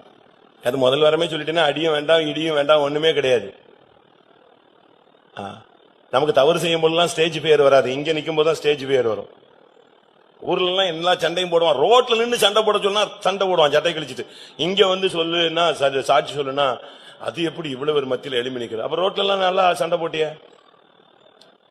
யோசிச்சு பாருங்க. நம்முடைய லைஃபை நம்ம சரிப்படுத்த வேண்டிய நேரம் இதுதான். விலையேற பெற்ற பொக்கிஷம் பரிசுத்த ஆவியானவர். அதனாலதான் அபிஷேகம் பெற்றவங்களை நாங்க ரொம்ப கடிஞ்சுக்கிறது காரணம் என்ன தெரியுமா? அபிஷேகம் பெற்றுட்டு நீ அந்த பொக்கிஷத்தை நஷ்டப்படுத்தாதன்னு சொல்றோம். இப்ப ஒரு பிள்ளைகிட்ட காசை கொடுக்கிறோம், அந்த பையன் போய் இஷ்டத்துக்கு செலவழிச்சு நாசம் பண்ணிட்டான்னா அந்த தகப்பன் ரொம்ப துக்கப்படுறான். அதே போல பரிசுத்த ஆவி பெற்றுட்டு நம்முடைய இஷ்டப்படி நம்முடைய வாழ்க்கையை அமைக்கும் பொழுது அதை கொடுத்த தெய்வம் மிகவும் துக்கப்படுவார். அதனாலதான் ஒரு இடத்துல சொல்றாரு, ஒரு இடத்துல ஆண்டவர் பேசுறார், வானபரிந்த உயர்த்தப்பட்ட கப்பர்நகுமே, பெத்சாயிதாவே, உனக்கு ஐயோ, உன்னில் செய்யப்பட்ட மகத்தான கிரியைகள் சோதோமில் நடந்திருந்தால் அவர்கள் மனம் திரும்பி இருப்பார்களே. ஆனபடினால் நியாய தீர்ப்பில் சோதோமுக்கு நடக்கிறதை பார்க்கலாம் உனக்கு தான் என்ன செய்யும், அதிகமா உண்டாகும் சொல்றார். பரிசுத்தாவி பெற்று நீ தவறு செஞ்சனா நியாய தீர்ப்பு ஜாஸ்தி. அதனாலதான் ஒரு சிலர் ஞானசானமே எடுக்க மாட்டான். என்னன்னு கேட்டா, அது ஞானசானம் எடுத்தா ரொம்ப ஸ்ட்ரைட்டா ரொம்ப பெர்ஃபெக்டா இருக்கணும். பெர்ஃபெக்டா இருக்கணும் தான் சொல்றோம், ஆனா எடுக்க மாட்டேங்கிற. கேட்டா எடுத்தால் இப்படி இருக்கணுமா? உண்மைதான், அதுல தப்பே கிடையாது. அது பயங்கர பத்தியங்க. ரைட்டு. ஒரு சாதாரண சுகருக்கு நீ என்னென்னலாம் சாப்பாடு மாத்திக்கிட்டு இருக்கிற? சாதாரண சுகர் வந்துட்டுனா உடனே கோதுமைக்கு போயிடுறான், சர்றன் ஜம்ப் பண்ணி அடுத்த நாளே. அது பிடிக்காது, பரவாயில்ல, உயிர் வாழணும். அப்போ உங்களுக்கு அதுக்கெல்லாம் மாத்ததுக்கு ஒரு சக்தியும் கிருபையும் இருக்கு இல்லையா? பரிசுத்தாவின் மூலமாய் வாழ்க்கையை மாற்றுங்க. அது ஒரு விலையேற பெற்ற பொக்கிஷம். அது சின்ன பையங்களுக்கும் கொடுத்திருக்கிறார், பெரியவங்களுக்கும் கொடுத்திருக்காரு, வயோதிபர்களுக்கு கொடுத்திருக்கிறார். இன்னும் ஒரு சிலருக்கு கிடைக்கல. நீங்க போய் உட்கார்ந்து நீங்க கேளுங்க. கேட்கிறவர்களுக்கு போய் தந்தருளுகிற பரிசுத்த ஆவி. நீ மீனை கேட்டால் பாம்பை கொடுப்பானோ? பொல்லாதவர்களாகி நீங்கள் நல்ல ஈவை கொடுக்க அறிந்திருக்கும் பொழுது உங்கள் பரமபிதா உங்களுக்கு பரிசுத்தாவியை கொடுப்பது அதிக நிச்சயம் அல்லவா? அந்த பொக்கிஷம் உலகத்துல எனக்கு அதை வேணும் ஆண்டவரே, இதை வேணும் ஆண்டவரேன்னு கேட்காத. பரிசுத்தாவி தாங்க, நான் எல்லாத்தையும் மேனேஜ்மெண்ட் வந்துடுறேன். அடுத்ததாக கொலோசியர் 2ஆம் அதிகாரம் 3ஆம் வசனம். அவருக்குள் ஞானம் அறிவு என்பவைகளாகிய பொக்கிஷங்கள் எல்லாம் அடங்கி இருக்கிறது. அவருக்குள் ஞானம் அறிவு என்கிற பொக்கிஷம் இருக்கிறது. இது என்ன ஞானம் அறிவுங்கிற பொக்கிஷம்? ஞானம்ங்கிறது சரியான விதத்துல சொல்ல போனா அது கேரக்டர். கம்ப்யூட்டர் ஞானம் கிடையாது, சயின்டிபிக்கல் விஸ்டம் அல்ல, படிப்பு அறிவு அல்ல. இதுல சொல்லப்பட்டது ஞானம் அறிவு என்பவைகளின் பொக்கிஷம். ஞானம்னா என்ன? யாக்கோபு 3ஆம் அதிகாரம் கடைசி வசனத்துல ஒரு 2-3 வசனம் நீங்க படிச்சு பாத்தீங்கன்னா, பரத்திலிருந்து வருகிற ஞானம் இருக்கு, பாதாளத்திலிருந்து வருகிற ஞானம் இருக்கு. 2 ஞானம் இருக்கு. பாசிங்க. பரத்திலிருந்து வருகிற ஞானமோ முதலாவது சுத்தமுள்ளதாயும் பின்பு சமாதானமும் சாந்தமும் இணக்கம் உள்ளதாயும் இரக்கத்தாலும் நற்கனிகளாலும் நிறைந்ததாயும் பட்சபாதம் இல்லாததாயும் மாயமற்றதாயும் இருக்கிறது. இது பரத்திலிருந்து வருகிற ஞானம். 15ஆம் வசனம். இப்படிப்பட்ட ஞானம் பரத்திலிருந்து இறங்கி வருகிற ஞானமாய் இராமல் லௌகிக சம்பந்தமானதும் ஜென்ம ஸ்பாவத்துக்குரியதும் பேய்த்தனத்துக்கு அடுத்ததுமாய் இருக்கிறது. அப்ப 2 ஞானம் இருக்கு. பரத்திலிருந்து இறங்கி வருகிற ஞானம்னு ஒண்ணு இருக்கு, பரத்திலிருந்து இறங்கி வராம பாதாளத்துல இல்ல உலகத்துல இருக்கிற ஞானம்னு ஒண்ணு இருக்கு. இந்த 2 ஞானத்துக்குள்ள வித்தியாசம் என்னன்னா, இந்த உலக ஞானம் பாதாளத்திலிருந்து வருகிற ஞானம் லௌகீக சம்பந்தப்பட்டது. யாக்கோபு 3:15 இந்த வசனம் இருக்கு. லௌகீக சம்பந்தமானது ஜென்ம சுபாவத்துக்கு அடுத்தது, பேய்த்தனத்துக்கு அடுத்தது. இந்த ஞானம், இந்த பொக்கிஷம் நமக்கு தேவையில்லை. பேய்த்தனத்துக்கு அடுத்த சுவாவங்களோ ஜென்ம சுவாவமோ இல்லாவிட்டால் லௌகிக சம்பந்தமானதோ தேவையில்லை. ஆனா பரத்திலிருந்து வருகிற ஞானம்னு 17ஆம் வசனம் சொல்லுகிறது. சுத்தம், சமாதானம், சாந்தம், இணக்கம், இரக்கத்தாலும் நற்கனிகளாலும் நிறந்தது, பட்சபாதம் இல்லாதது, மாயமற்றது. இதுதான் இந்த பொக்கிஷம் ஆண்டவர்ட்ட இருக்கு. நாம் இந்த நாட்களில் இந்த பொக்கிஷத்தை பெற்றுக்கொள்ளணும். சுத்தம், சமாதானம், இணக்கம், இதெல்லாம் ஒரு பொக்கிஷம். உங்க வீட்டுல கிரைண்டர் இருக்கா? உங்க வீட்டுல மிக்ஸி இருக்கா? உங்க வீட்டுல டபுள் டோர் இருக்கிற ஃப்ரிட்ஜ் இருக்கா? இல்லையா? உடனே அன்னையில இருந்து அழுது போராடி கடன் வாங்கி மாமியார் வீட்டுக்கு அனுப்பி அங்க அனுப்பி வாங்குறது. இது உலகத்துல இப்படி ஒரு பொக்கிஷத்தை சேர்த்து வைக்கணும்னு ஆசை இருக்க. கொஞ்சம் சமாதானமா இருக்கணும், கொஞ்சம் அன்பா இருக்கணும், ஒன்னு சுத்தமா இருக்கணும், சாந்தமா இருக்கணும், இணக்கமா இருக்கணும், பட்சபாதம் இருக்கக்கூடாது, மாயமற்றதா இருக்கக்கூடாது. இப்படி உனக்கு அந்த பொக்கிஷம் இல்லையே. இதுதான் பொக்கிஷம். அவருக்குள் ஞானம் என்கிற பொக்கிஷம் இருக்கிறது. அடுத்த அறிவு. அறிவுன்னா என்ன? அறிவுன்னா பிரதிஷ்டை. அறிவுக்கு பல விளக்கங்கள் பைபிள்ல இருக்கு. அதுல ஒரு விளக்கம் அப்போஸ்தலனாகிய பவுல் பேசும் பொழுது, கர்த்தராகிய இயேசு கிறிஸ்துவை அறிகிற அறிவுக்காக, அறிவின் மேன்மைக்காக எல்லாவற்றையும் நான் நஷ்டம் என்று விட்டேன், குப்பையாய் எண்ணுகிறேன். பிலிப்பியர் 3ஆம் அதிகாரம் 7 வாசிக்கலாம், 11 வாசிக்கலாம். ஆகிலும் எனக்கு லாபமாய் இருந்தவைகளோ அவைகளை கிறிஸ்துவுக்காக நஷ்டம் என்று எண்ணினேன். அடுத்த வசனம். அது மாத்திரமல்ல, என் கர்த்தராகிய கிறிஸ்து இயேசுவை அறிகிற அறிவின் மேன்மைக்காக எல்லாவற்றையும் நஷ்டம் என்று எண்ணிக்கொண்டிருக்கிறேன். நஷ்டம் என்று எண்ணினேன், நஷ்டம் என்று எண்ணிக்கொண்டிருக்கிறேன். அடுத்த 11 நஷ்டம் என்று விட்டேன். அவருக்காக எல்லாவற்றையும் நஷ்டம் என்று விட்டேன். ஆண்டவரை அறிகிற அறிவுல வரும்போது இதெல்லாம் தள்ளி விட்டுட்டே போயிட்டே இருப்பான். உலகத்துல இருக்கிறதான மேன்மை, லாபம், வசதி, வாய்ப்பு இதெல்லாமே அவனை விட்டு வெளியே போய்கிட்டே இருக்கும். ஒரு மனிதன் தேவனை நெருங்க நெருங்க இந்த உலகத்தினுடைய கட்டுகள் எல்லாம் அவனை விட்டு அவிழ்க்கப்பட்டு கொண்டே இருக்கும். ஒவ்வொன்றுல அவனுக்கு ஒரு விடுதலை கிடைச்சுக்கிட்டே இருக்கும். அதுதான் கிறிஸ்துவை அறிகிற அறிவின் மேன்மை. இதுதான் அது ஒரு பொக்கிஷம். அதனாலதான் ஆண்டவருக்கு பின்னால போற பவுல பாருங்க, எவ்வளவு பெரிய ஞானம் உள்ளவர், எவ்வளவு பெரிய படிப்பாளி, எவ்வளவு வசதி வாய்ப்பு உள்ள மனுஷன். கிறிஸ்துவை அறிகிற அறிவு வரும் பொழுது எல்லாத்தையும் குப்பை எல்லாம் ஒண்ணுமே வேண்டாம். பணம் தேவையில்லை, பொருள் தேவையில்லை, வீடு தேவையில்லை, ஒண்ணுமே தேவையில்லை. யார் வேணும்? என் இயேசுவை நான் ஆதாயப்படுத்திக் கொள்ளும்படியாக முன்னேறி போகிறேன். கிறிஸ்து எனக்கு ஜீவன், சாவு எனக்கு ஆதாயம். இதுதான் அவனுடைய லைஃப். நமக்கு இருக்கிற பொக்கிஷங்கிறது இதுதான். நீதிமானுடைய வீட்டில் அதிக பொக்கிஷம் உண்டு. அடுத்து கடைசியாக மத்தேயு 2ஆம் அதிகாரம் 11ஆம் வசனம். மத்தேயு 2:11. அவர்கள் அந்த வீட்டுக்கு பிரவேசித்து பிள்ளையையும் அதன் தாயாகிய மரியாளையும் கண்டு சாஷ்டாங்கமாய் விழுந்து அதை பணிந்து கொண்டு தங்கள் பொக்கிஷங்களை திறந்து பொன்னையும் தூபவர்க்கத்தையும் வெள்ளை போலத்தையும் அதற்கு காணிக்கையாக வைத்தார்கள். இங்கே சாஸ்திரிகள் கொண்டு வர்ற பொக்கிஷம், பெரிய விலையேற பெற்ற சாஸ்திரிகள், அவங்க ரொம்ப அறிவு செஞ்சு கூண்டவங்க. இதுவரைக்கும் உலகத்திலையும் சரி பைபிள்லயும் சரி அவருடைய நட்சத்திரத்தை பார்த்த ஆளுங்க யாருமே இல்ல. யாராவது பாத்திருக்கீங்களா? அவங்க சொல்றாங்க, நாங்கள் அவருடைய நட்சத்திரத்தை கண்டு அவரை பணிந்து கொள்ள வந்தோம்.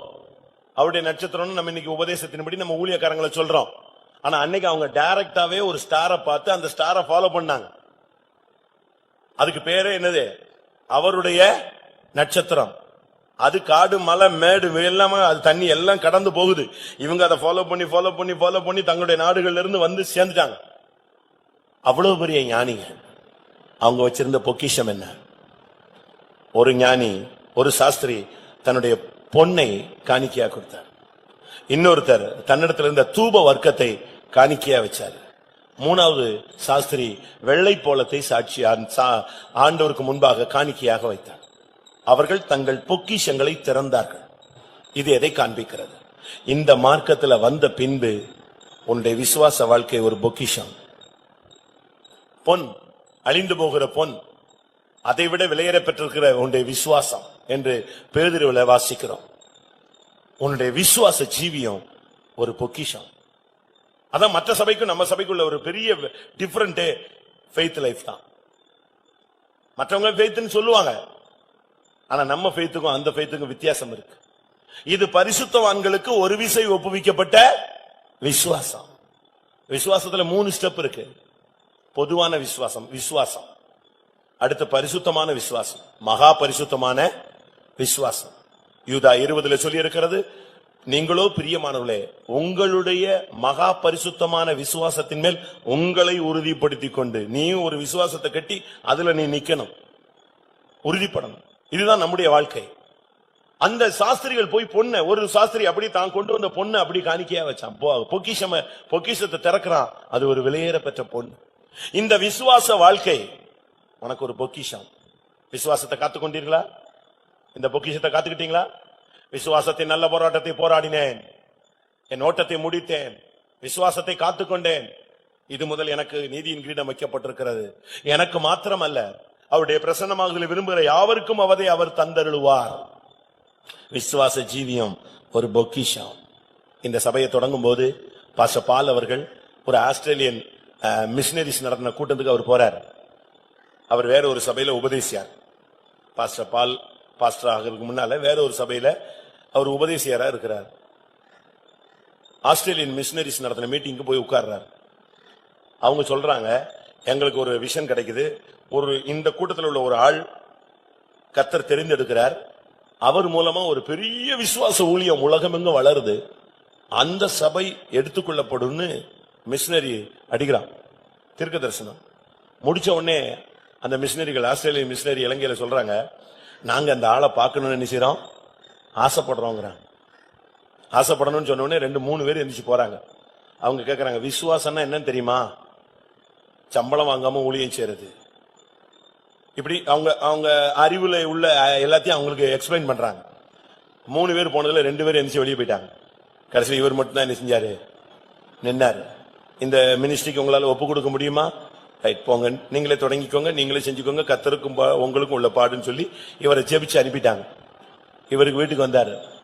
வீட்டுக்கு வர்ற வழியிலேயே குழம்பிட்டாரு. நல்லாதான் இருக்கு, ஆனா எப்படி பிள்ளைங்க இருக்க, குடும்பம் இருக்க, எப்படி ஃபெய்த் மினிஸ்ட்ரி நம்ம ரன் பண்ண முடியும்? எப்படி கொஸ்டின் பண்ணிக்கிட்டே வீட்டுக்கு வராரு.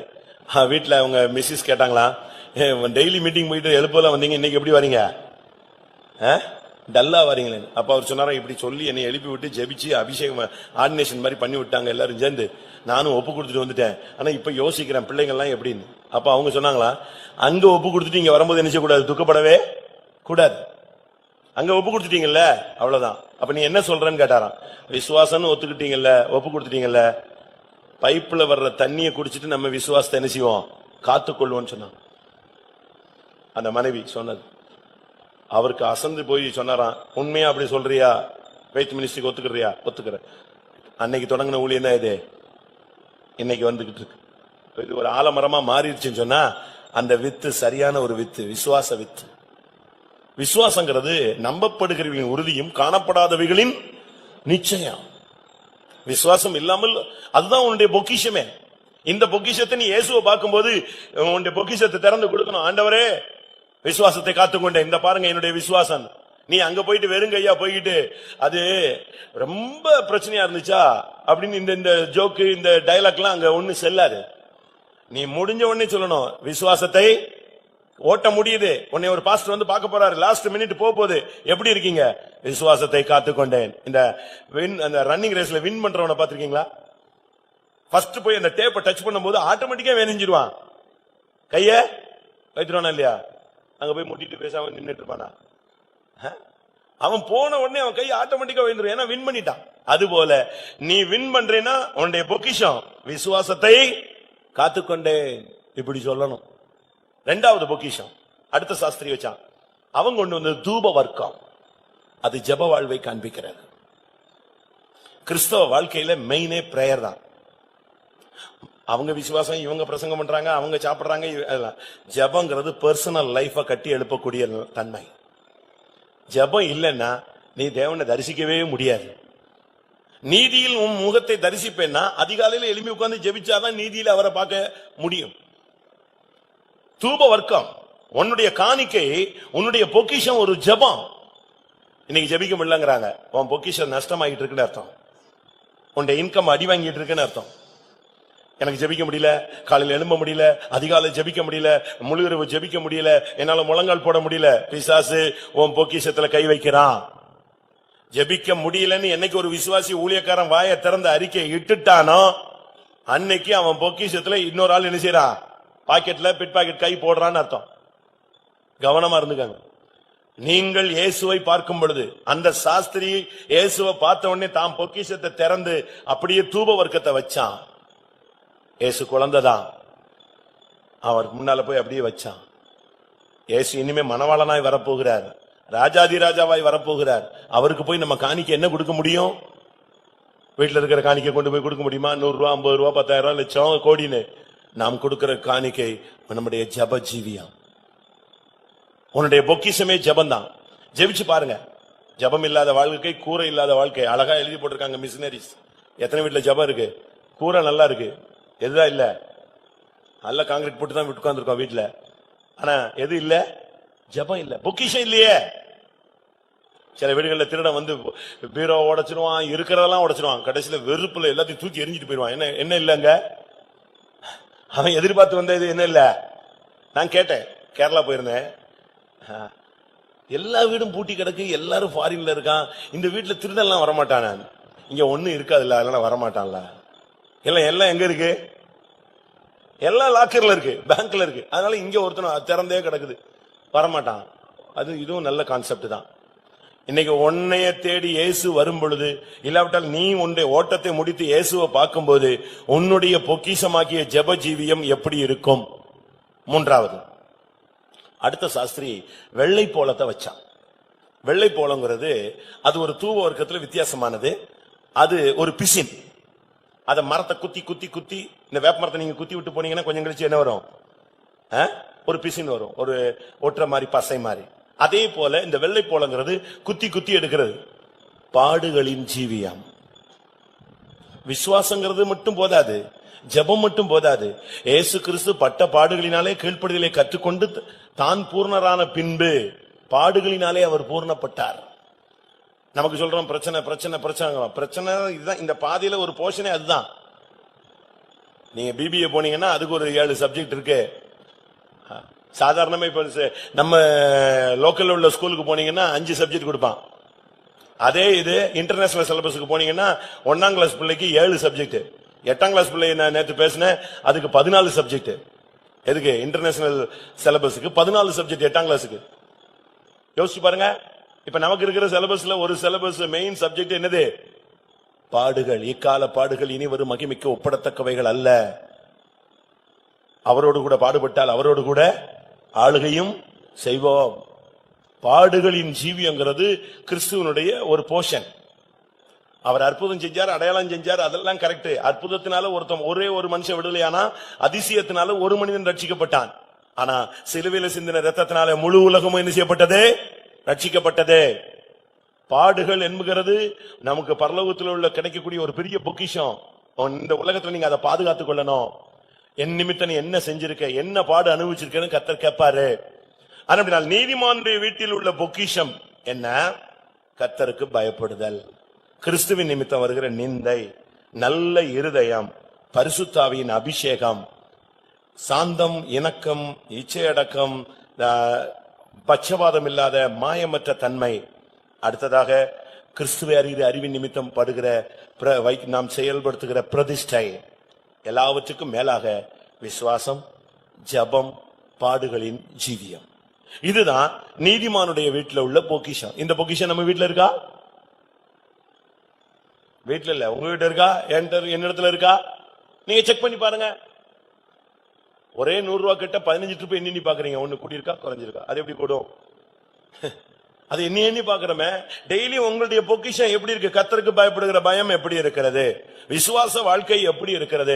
இன்னைக்கு ஒருத்தன் நம்மள தவறா பேசிட்டானே, அதுல நம்ம எப்படி சகிச்சோம், அதை எப்படி நல்ல விதமா எடுத்துக்கிட்டோம், சந்தோஷப்பட்டோமா, அதுல எவ்வளவு மனவேதனைப்பட்டோம், இதெல்லாம் நீங்க சிந்திச்சு பாருங்க. இரண்டாவதாக, துன்மார்க்கனுடைய வீட்டில் துன்மார்க்கத்தினால் சம்பாதித்த எல்லாம் உண்டு. மீக 6:10 மறுபடி வருவோம்.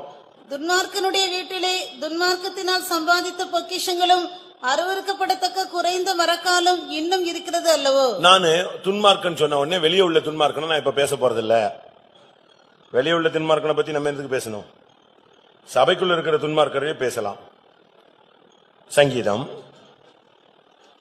50ஆம் சங்கீதம் 16, 17, 18, 19 வாசிங்க. தேவன் 50ஆம் சங்கீதம். தேவன் துன்மார்க்கனை நோக்கி, நீ என் பிரமாணங்களை எடுத்துரைக்கவும் என் உடன்படிக்கை உன் வாயினால் சொல்லவும் உனக்கு என்ன நியாயம் உண்டு? சிட்சையை நீ பகைத்து என் வார்த்தைகளை உனக்கு பின்னாக எரிந்து போடுகிறாய். நீ திருடனை காணும்போது அவனோடு ஒருமித்து போகிறாய். விபச்சாரரோடும் உனக்கு பங்குண்டு. உன் வாயை பொல்லாப்புக்கு திறக்கிறாய். உன் நாவு சற்பனையை பிணைக்கிறது. நீ உட்கார்ந்து உன் சகோதரனுக்கு விரோதமாய் பேசி உன் தாயின் மகனுக்கு அவதூறு உண்டாக்குகிறாய். இது யாரு? எந்த துன்மார்க்கன்? இது சத்தியத்தை கேட்டுட்டும் வாழ்க்கை மாறாத தேவனுடைய ஜனங்கள். அதுலதான் சொல்லி இருக்கிறது, நீ என் பிரமாணங்களை எடுத்துரைக்கிறாய். துன்மார்க்க எங்க போய் நம்ம பிரமாணத்தை பேசுறான்? இது சபைக்குள்ள இருக்கிறதானே விழுந்து போனவர்கள் பேசுகிற அந்த வசனம் அப்படி இருக்கு, இந்த வசனம் எப்படி இருக்கு, இது இப்படி சொல்லியிருக்காரு, இது அப்படி சொல்லியிருக்காரு, அவர் அப்படி பிரசங்கம் பண்ணாரு. இதெல்லாம் முடியாதவர்கள் பேசுகிற வார்த்தை. என் உடன்படிக்கையை உன் வாயினால் சொல்லவும் உனக்கு என்ன நியாயம் உண்டு? சிட்சையை நீ பகைக்கிறாய், என் வார்த்தைகளை உனக்கு பின்னாக எரிந்து போடுகிறாய். இப்படி நம்ம துன்மார்க்கமா இருந்துகிட்டு இந்த உலக பிரகாரமா நம்ம சம்பாதிச்சுக்கிட்டு பொக்கிஷத்தை சேர்த்து வச்சா எந்த பயனும் கிடையாது. துன்மார்க்கனுடைய வீட்டுல துன்மார்க்கத்தினால் சம்பாதித்த பொக்கிஷம் உண்டு. சபைக்குள்ள இருந்துட்டு நீங்கள் துன்மார்க்கத்திலே இருக்கக்கூடாது. அடுத்ததாக பிரசங்கியின் புஸ்தகத்தை பார்க்கும் பொழுது, பரிசுத்த ஸ்தலத்திற்கு போக்குவரவு செய்த ஒரு துன்மார்க்கனை கண்டேன் என்று அவர் சொல்லுகிறார். 8ஆம் அதிகாரம் பிரசங்கி 8:10. பரிசுத்த ஸ்தலத்துக்கு போக்குவரவு செய்த துன்மார்க்கர் அடக்கம் பண்ணப்பட்டதை கண்டேன். பரிசுத்த ஸ்தலத்துக்கு வருகிற துன்மார்க்கன் அப்படின்னு என்ன அர்த்தம்? நான் உங்களை யாரையும் தவறானவங்க பேசுறேன்னு சொல்லல. வசனத்தின்படி சிட்சையை பகைத்து வசனத்தை முதுகுக்கு பின்னாலே எரிந்து போடுகிற ஒரு விசுவாசியை, ஒரு ஊழியனை வேத வசனம் சொல்லுகிற கண்டித்து சொல்லக்கூடிய தலைப்பு என்னது? துன்மார்க்கன். இவங்க பரிசுத்த ஸ்தலத்துக்கு வந்துட்டு போயிடுவாங்க. ஆனா அவங்களை கண்டிக்க முடியாது. ஆனா அவன் வசனம் பேசுவாங்க. கர்த்தர் பேசினா தூக்கி வெளியெறிஞ்சிருவான். ஆனா அவனா எடுத்து என்னத்தையாவது ஒரு வசனத்தை பேசுவான். இதான் சங்கீதம் 50ல சொல்லப்பட்டதான துன்மார்க்கன். இந்த துன்மார்க்கனுடைய வீட்டுல பொக்கிஷம் உண்டு. அது துன்மார்க்கத்தினால ஏமாத்தி வஞ்சித்து இந்த சத்தியத்தை கேட்ட பிறகு நம்ம தவறான விதத்துல உலக பிரகாரமா எந்த இதையும் செய்யக்கூடாது. லூக்கா 12:21. லூக்கா 12:21. தேவனிடத்தில் ஐஸ்வர்யவானாய் இராமல் தனக்காகவே பொக்கிஷங்களை சேர்த்து வைக்கிறவன் இப்படியே இருக்கிறான் என்றார். பாத்தீங்களா? தேவனிடத்தில் ஐஸ்வர்யவானாய் இராமல் தனக்காக பொக்கிஷங்களை சேர்த்து வைக்கிறான். ஒருத்தன் அவனுக்கு அந்த வருஷம் அதிகமா விளைஞ்சிருச்சு. 18ஆம் வசனத்துல அதிகமா விளைஞ்சிருச்சு. அவனுக்கு என்ன பண்ணுனே தெரியல. உடனே சொல்றான், என் களஞ்சியங்களை இடிப்பேன், பெரிதாக கட்டுவேன், எல்லாவற்றையும் அங்க சேர்த்து வைப்பேன். என் ஆத்மாவே, உனக்காக அநேக வருஷங்களுக்கு நான் சேர்த்து வைத்திருக்கிறேன். நீ புசித்து குடித்து இளைப்பாரி கொண்டு எல்லாம். இவன் ஆத்மாவுக்கு பிரசங்கம் பண்ணி முடிச்ச உடனே இவனுக்கு ஒரு பிரசங்கம் வருது. என்ன பிரசங்கம்? எல்லாம் சேர்த்து முடிச்சு இவன் பிரசங்கம் பண்ணி தனக்கு சொன்ன உடனே, மதிகேடனே, உன் ஆத்மா உன்னிடத்திலிருந்து இந்த ராத்திரியிலே எடுத்துக்கொள்ளப்படும். அப்பொழுது நீ சேகரித்தவைகள் யாருடையதாகும்? யோசிச்சு பாருங்க. நம்முடைய வாழ்க்கையில நாம் தேவனிடத்தில் ஐஸ்வர்யவனாயிராமல் தனக்காக பொக்கிஷங்களை சேர்த்து வைக்க வேண்டாம். ஒரு சிலர்லாம் தனக்கு சேர்த்து வச்ச பொக்கிஷங்களை தங்களுடைய பிள்ளைகளுக்கு கூட கொடுக்காம சேர்த்து போயிடுறாங்க. எங்க இருக்கு வீடுன்னு தெரியல, எங்க இருக்கு வாசல்னு தெரியல. இப்படியும் இருக்கு ஆளுங்க, ஜனங்கள். அநேகர் இன்றைக்கு துன்மார்க்கனுடைய பொக்கிஷத்தை போல தனக்காக பல காரியங்களை சேர்த்து வைக்கிறோம். நம்முடைய விசுவாசிகள் கூட பணக்காரன் ஆகணும்னு பயங்கரமா ஜெபம் பண்றாங்க. ஆனா பணக்காரன் ஆனதான சாலமோன் சொல்றான், அன்னன்னைக்கு உள்ள படி எனக்கு அளந்து கொடுத்தா போதுங்கிறான். ஆனா நம்ம ஆளுங்க பாத்தீங்கன்னா பணக்காரன் ஆயிடணும்னு முடிவு பண்ணிட்டாங்க. அதுக்கு என்ன ரூட்ல வந்தாலும் சரி. யாக்கோபு 5:3.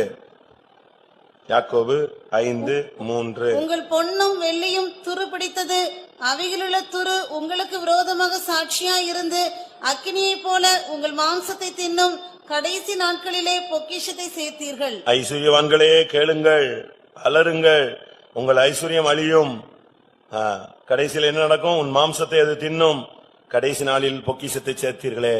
கடைசி காலத்துல உலக பிரகாரமா பொக்கிஷத்தை சேர்த்து வச்சுட்டு துன்மார்க்க ஜீவியம் செய்து வாழ்க்கையை கெடுத்து சுவாவங்கள்ல கெட்ட சுவாவங்களை பொக்கிஷமா வைத்துக் கொண்டு விசுவாசத்தை மறுதலித்து பாடுகளின் ஜீவியத்தை விட்டு விலகி சுகபோக வாழ்வில சிக்கி ஜெபத்தை நிறுத்திவிட்டு நீங்கள் உங்களுடைய வாழ்க்கையை நீங்கள் கொண்டு போனால் நீங்கள் உலக பிரகாரமாக பொக்கிஷங்களை சேர்த்து வைக்கிறவர்களாய் மாறுவீர்கள். உங்களுக்காக சேர்த்து வைக்க வேண்டாம். கடைசி நாட்களிலே நீங்கள் உலக பொருளாம உலக பிரகாரமாக நீங்கள் சேர்த்து வைக்க வேண்டாம். மத்தேயு 6ஆம் அதிகாரம் 19ஆம் வசனம். நீ பூமியிலே உங்களுக்கு பொக்கிஷங்களை சேர்த்து வைக்க வேண்டாம். இங்கே பூச்சியும் துருவும் அவைகளை கெடுக்கும்.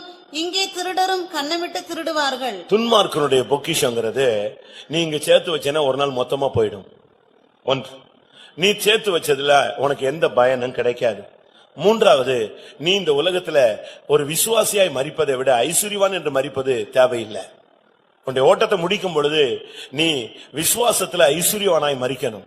உலகத்துல ஐஸ்வர்யவானா நீ மரிக்க வேண்டியதில்லை. அதனாலதான் அந்த வசனம் சொல்லுகிறது லூக்கால, தேவனிடத்தில் ஐஸ்வர்யமாயிராமல் தனக்காக சேர்த்து வைத்துக் கொள்ளுகிறவர். நம்ம இந்த உலக பிரகாரமான சேர்த்து வைக்கிறதுல பிரயோஜனம் இல்லை. உங்க பிள்ளைக்காக சேர்த்து வைங்க, அது நான் ஒன்னும் தவறுன்னு சொல்லல. படிப்புக்காக சேர்த்து வைங்க, கல்யாணத்துக்காக சேர்த்து வைங்க. பொறுப்பற்றவங்களா எல்லாத்தையும் லாஸ்ட் பண்ணிட்டு கடைசி நேரத்துல போய் லட்சக்கணக்கில் கடன் வாங்கி ஓட்டத்தை தோல்வியா முடிக்காதீங்க. கர்த்தர் உனக்கு கொடுக்கும் போது சேர்த்து வை, அது தவறல்ல. ஆனா அதுக்காக அநியாயமா சம்பாதிச்சு அவசியம் இல்லாம சேர்த்து வைக்க வேண்டிய அவசியம் கிடையாது. நீங்க பிரசங்கில பாத்தீங்கன்னா, அவன் ஒண்டியா இருக்கிறான், அவனுக்கு பிள்ளையும் இல்லை குட்டியும் இல்லை, ஆனால் அவன் சேர்த்து வைக்கிறதோ அவன் ஓடிட்டே இருக்கான். அப்படி பைபிள்ல இருக்கு. அவனுக்கு பிள்ளை இல்ல, ஒண்ணுமே இல்ல, ஆனா சேர்த்து வைக்கிறதுல அவனை விட்டுற மாதிரி இல்ல. 4ஆம் அதிகாரம் 8ஆம் வசனம். ஒருவன் ஒண்டிக்காரனாய் இருக்கிறான், அவனுக்கு உடனாளியும் இல்லை, அவனுக்கு பிள்ளையும் சகோதரனும் இல்லை. அப்படி இருந்தும் அவன் படும் பிரயாசத்துக்கு முடிவில்லை. அவன் கண் ஐஸ்வர்யத்தால் திருப்தியாகிறதும் இல்லை. நான் ஒரு நன்மையும் அனுபவியாமல் யாருக்காக பிரயாசப்படுகிறேன் என்று அவன் சிந்திக்கிறதும் இல்லை. இதுவும் மாயை, தீராத தொல்லை. எப்படி இருக்கு பாத்தீங்களா? எவ்வளவு தெளிவா இருக்கு பாருங்க. ஒண்டிக்காரன் உடனாளியும் இல்ல, பிள்ளையும் இல்ல, சகோதரன் இல்ல, ஆனாலும் 24 hours ஹார்ட் ஒர்க் பண்ணி சேர்த்துக்கிட்டே இருக்கிறார். செத்து போன பிறகு இந்த பக்கத்து வீட்டு வேலைக்காரன் எடுத்துட்டு போவான், இல்லைன்னா யாராவது அடிச்சுக்குவான், சண்டை போடுவான், இல்லைன்னா ஒண்ணு இல்லைன்னா கவர்மெண்ட் என்ன செய்யும், போட்டிருக்க பணதெல்லாம் அந்த பேங்க்காரன் எடுத்து வச்சுக்குவான். இப்படிதான் நடக்கும். ஆனா ஊழியத்துக்கு 10 காசு கொடுக்க மாட்டாங்க, ஒரு ஏழைக்கு உதவி செய்ய மாட்டாங்க. அந்த சப்ஜெக்டுக்கு அடுத்து வர்றேன். முதலாவது, நீதிமானுடைய வீட்டில் பொக்கிஷம் உண்டு. இரண்டாவது, துன்மார்க்கனுடைய வீட்டில அவன் சேர்த்து வைக்கிற பொக்கிஷம் உண்டு. பூமியில அவன் சேர்த்து வைப்பான், தனக்காக சேர்த்து வைப்பான். அவன் துன்மார்க்கத்தினால ஐஸ்வர்யனாக வேண்டும் என்று அவன் சேர்த்து வைப்பான். இந்த துன்மார்க்கத்தினால நீங்க சேர்த்து வச்சதுனால எந்த பயனும் கிடையாது. இது ஒரு நாள் உங்களை விட்டு போகும், இல்லாவிட்டால் நீங்கள் அதை விட்டு ஒரு நாள் போய்விடுவீர்கள். மூன்றாவதாக மத்தேயு 6:20-21. பரலோகத்தில் உங்கள் பொக்கிஷங்களை சேர்த்து வையுங்கள். அந்த சப்ஜெக்ட். பரலோகத்திலே உங்களுக்கு பொக்கிஷங்களை சேர்த்து வையுங்கள். அங்கே பூச்சியாவது துருவாவது கெடுக்கிறதும் இல்லை, அங்கே திருடர் கண்ணமிட்டு திருடுகிறதும் இல்லை. உங்கள் பொக்கிஷம் எங்கே இருக்கிறதோ அங்கே உங்கள் இருதயமும் இருக்கும். பரலோகத்துல உங்களுடைய பொக்கிஷங்களை சேர்த்து வைங்க. அப்படி நீங்க சேர்த்து வச்சீங்கன்னா உங்க இருதயம் எங்க இருக்கும்? உங்கள் பொக்கிஷம் அங்க இருக்கிறதுனால உங்களுடைய இருதயம் முழுவதும் எதை பத்தி தான் சிந்திக்கும்? பரலோகத்தை பத்தியே சிந்திக்கும். பரலோகத்துல உங்க பொக்கிஷம் இல்லைன்னா உங்க இருதயம் எதை பத்தியே சிந்திச்சுட்டு இருக்கோம்? உலகம், வேலை, மனைவி, பிள்ளை, ஆபீஸ், இதை பத்தியே மைண்ட் ஓடிட்டே இருக்கும். உங்களுடைய பொக்கிஷம் அங்க இருந்துச்சுன்னா அந்த வேலை, மனைவி, பிள்ளைகள் எல்லாம் இருக்கும். இவைகளுக்கு மத்தியிலையும் உங்களுடைய ஜீவியம், உங்களுடைய ஊழியத்தை நீங்க பெர்ஃபெக்ட்டா பாத்துட்டு இருப்பீங்க. ஏன்னா உங்களுடைய பொக்கிஷம் அங்க இருக்கு. பரலோகத்துல எப்படி பொக்கிஷத்தை சேர்த்து வைக்க முடியும்? பரலோகத்துல எப்படி ஒரு மனுஷனுக்கு பொக்கிஷம் சேரும்? மத்தேயு 19:21. அதற்கு இயேசு, நீ பூரண சர்க்குணனாய் இருக்க விரும்பினால் போய் உனக்கு உண்டானவைகளை விற்று தரித்திரருக்கு கொடு, அப்பொழுது பரலோகத்தில் உனக்கு பொக்கிஷம் உண்டாயிருக்கும். பின்பு என்னை பின்பற்றி வா என்றார். இங்க ஒரு பெரிய பணக்காரன், ஒரு வாலிபன் இயேசுட்ட வர்றான். நான் பரலோகத்துக்கு போகணும்னு சொல்றான். உடனே இயேசு அவனுக்கு சொல்றாரு, நீ கற்பனைகளை கைக்கொள்ளு. அவன் பட்டுன்னு பேசிட்டான், அதை நான் சின்ன வயசுல இருந்தே ஃபாலோ பண்ணிட்டு வரேன். உடனே பார்த்தாரு இயேசு, உன்கிட்ட ஒரு சின்ன குறை இருக்கப்பா. என்ன குறைன்னு சொன்னான். நீ பரலோகத்துக்கு போகணுமா? சரி, ஒண்ணு செய், எல்லாத்தையும் வித்து தரித்திரருக்கு கொடுத்துருந்தாரு. இவ்வளவு நாளு தூங்காம ஓட்டி பார்த்து அங்க ஓடி இங்க ஓடி அவனை முந்தி இவனை முந்தி எல்லாத்தையும் போட்டு மொத்தத்திலையும் சம்பாதிச்சுட்டு இப்ப ஒரே அடியில கர்த்தர் சொல்றாரு, எல்லாத்தையும் விட்டு தரித்திரருக்கு கொடு. கொடுப்பீங்களா? நீங்க சொல்லுவீங்க, சுத்தி வளைச்சு வந்துட்டாரு பாத்தீங்களா, காணிக்கைக்கு வந்துட்டாங்க. காணிக்கைக்காக நான் சொல்லல, இயேசு அழகா சொல்றாரு, போய் ஃபெய்த் தமிழ் கொடுன்னு சொல்லல. என்ன சொல்லிருக்காரு? யாரு கொடு?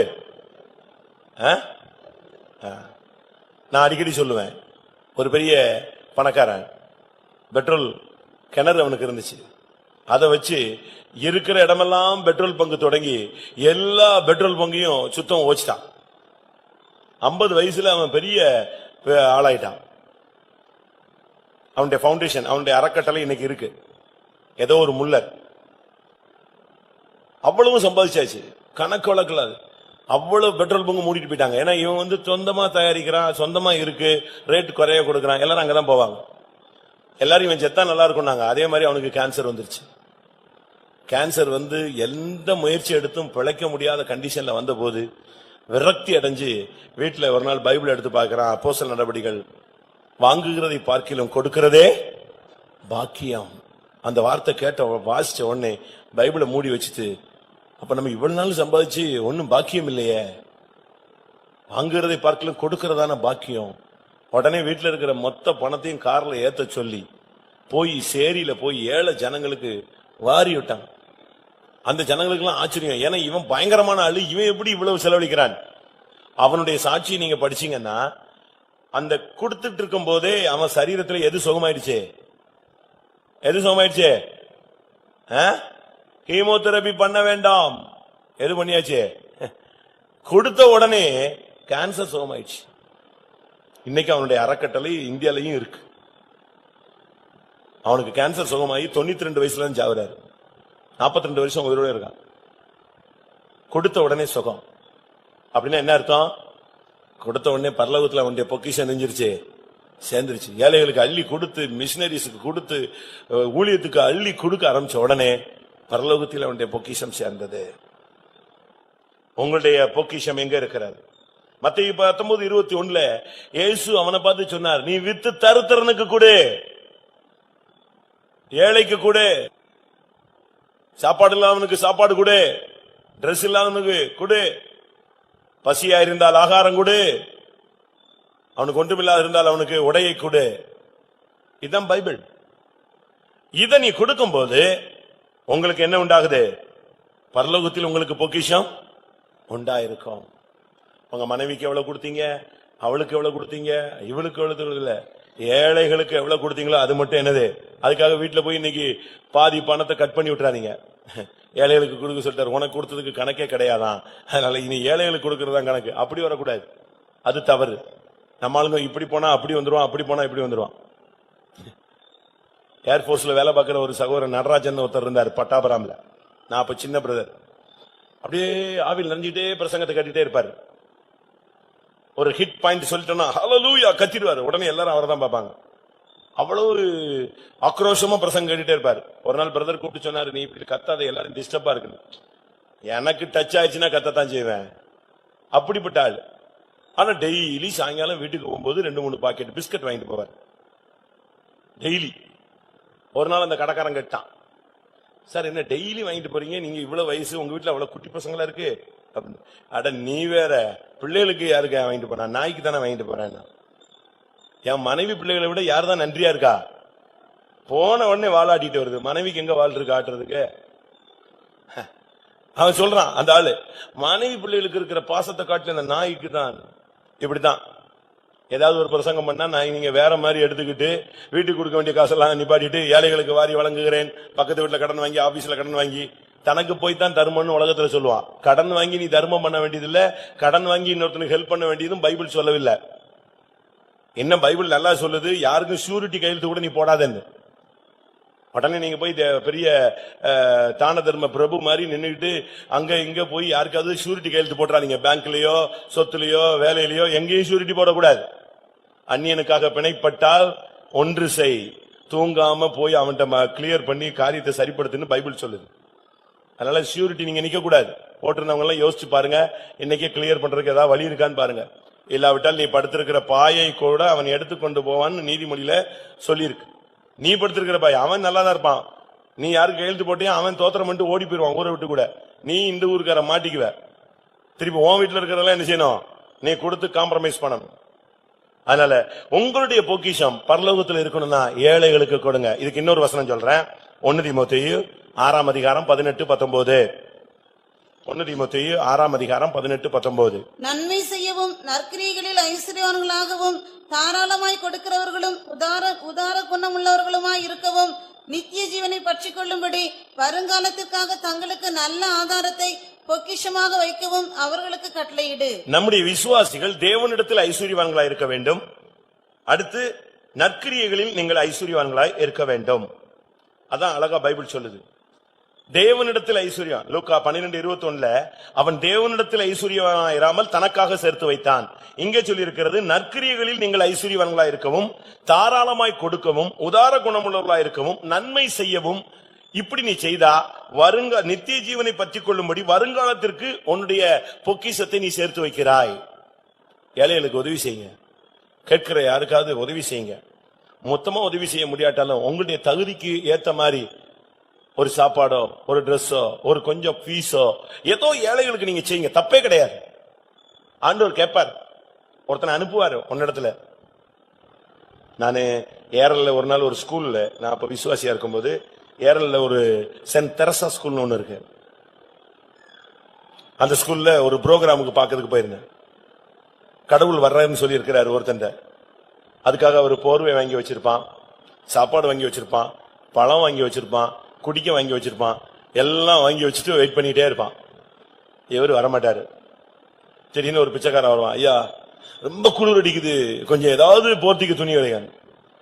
இவர் வர்றதுக்கு முன்னால இவன் வந்துட்டானே யோசிச்சுட்டு ரொம்ப நேரம் யோசிப்பான். என்ன பண்றது, வேற வழியே இல்லாம சரி அவர் வந்தா நம்ம குடிக்க சாப்பாடு கொடுத்து அட்ஜஸ்ட் பண்ணிடலான்னு இதை கொடுத்துருவான். கொஞ்ச நேரம் கழிச்சு இன்னொருத்த வருவான். ரொம்ப தாகமா இருக்கு, ஏதாவது குடிக்க கொடுங்க. இது சோதனையால இருக்குன்னு சொல்லிட்டு அவன் குடிக்க கொடுத்துருவான். அடுத்து ஒருத்தன் சாப்பாட்டுக்கு வருவான். இப்படி வரிசையா வந்து எல்லாரும் வாங்கிட்டு போயிருவான். எல்லாரும் முடிஞ்ச உடனே யார் வந்துருவா? இறைவன் வருவார். இவனுக்கு விரிக்கிறதுக்கு ஷீட் இருக்காது, கொடுக்கறதுக்கு பணம் இருக்காது, வைக்கிறதுக்கு சாப்பாடு இருக்காது, வைக்கிறதுக்கு தண்ணி இருக்காது, அலமோதுவான். அப்ப அவர் சொல்லுவாரு, ஏன் இப்படி பரிதவிக்கிற என்னன்னு?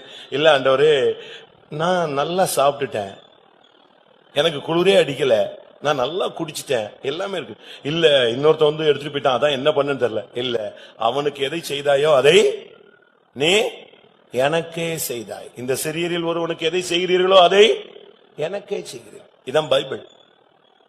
அவனுக்கு பரலோகத்துல பொக்கிஷம் வேணுமா? வித்து தருத்திரனு கொடு, நன்மை செய், தாராளமாய் கொடு, தேவனிடத்தில் ஐஸ்வர்யவனாய் மாறு, நற்கிரியைகளில் ஐஸ்வர்யனாய் மாறு, உதாரத்துவமாய் கொடுத்து பழகு, வருங்காலத்துக்கு நல்ல ஆதாரமாகிய பொக்கிஷங்களை சேர்த்து வை. இதுதான் நம்முடைய பொக்கிஷம். இன்னைக்கு எல்லாரும் கண்களை மூடுவோம். இப்ப நம்ம பொக்கிஷம் எங்க இருக்குன்னு பார்ப்போம். இல்லைன்னு சொன்னா இன்னைக்கு நீங்க அதை சரிப்படுத்த வேண்டியது உங்க மேல விழுந்த கடமை. நீ இப்படி ஒப்பு கொடுக்க ஆரம்பிக்கும் போது தமிழ்ல சொல்லுவாங்க, மனம் இருந்தால் மார்க்கம் உண்டு.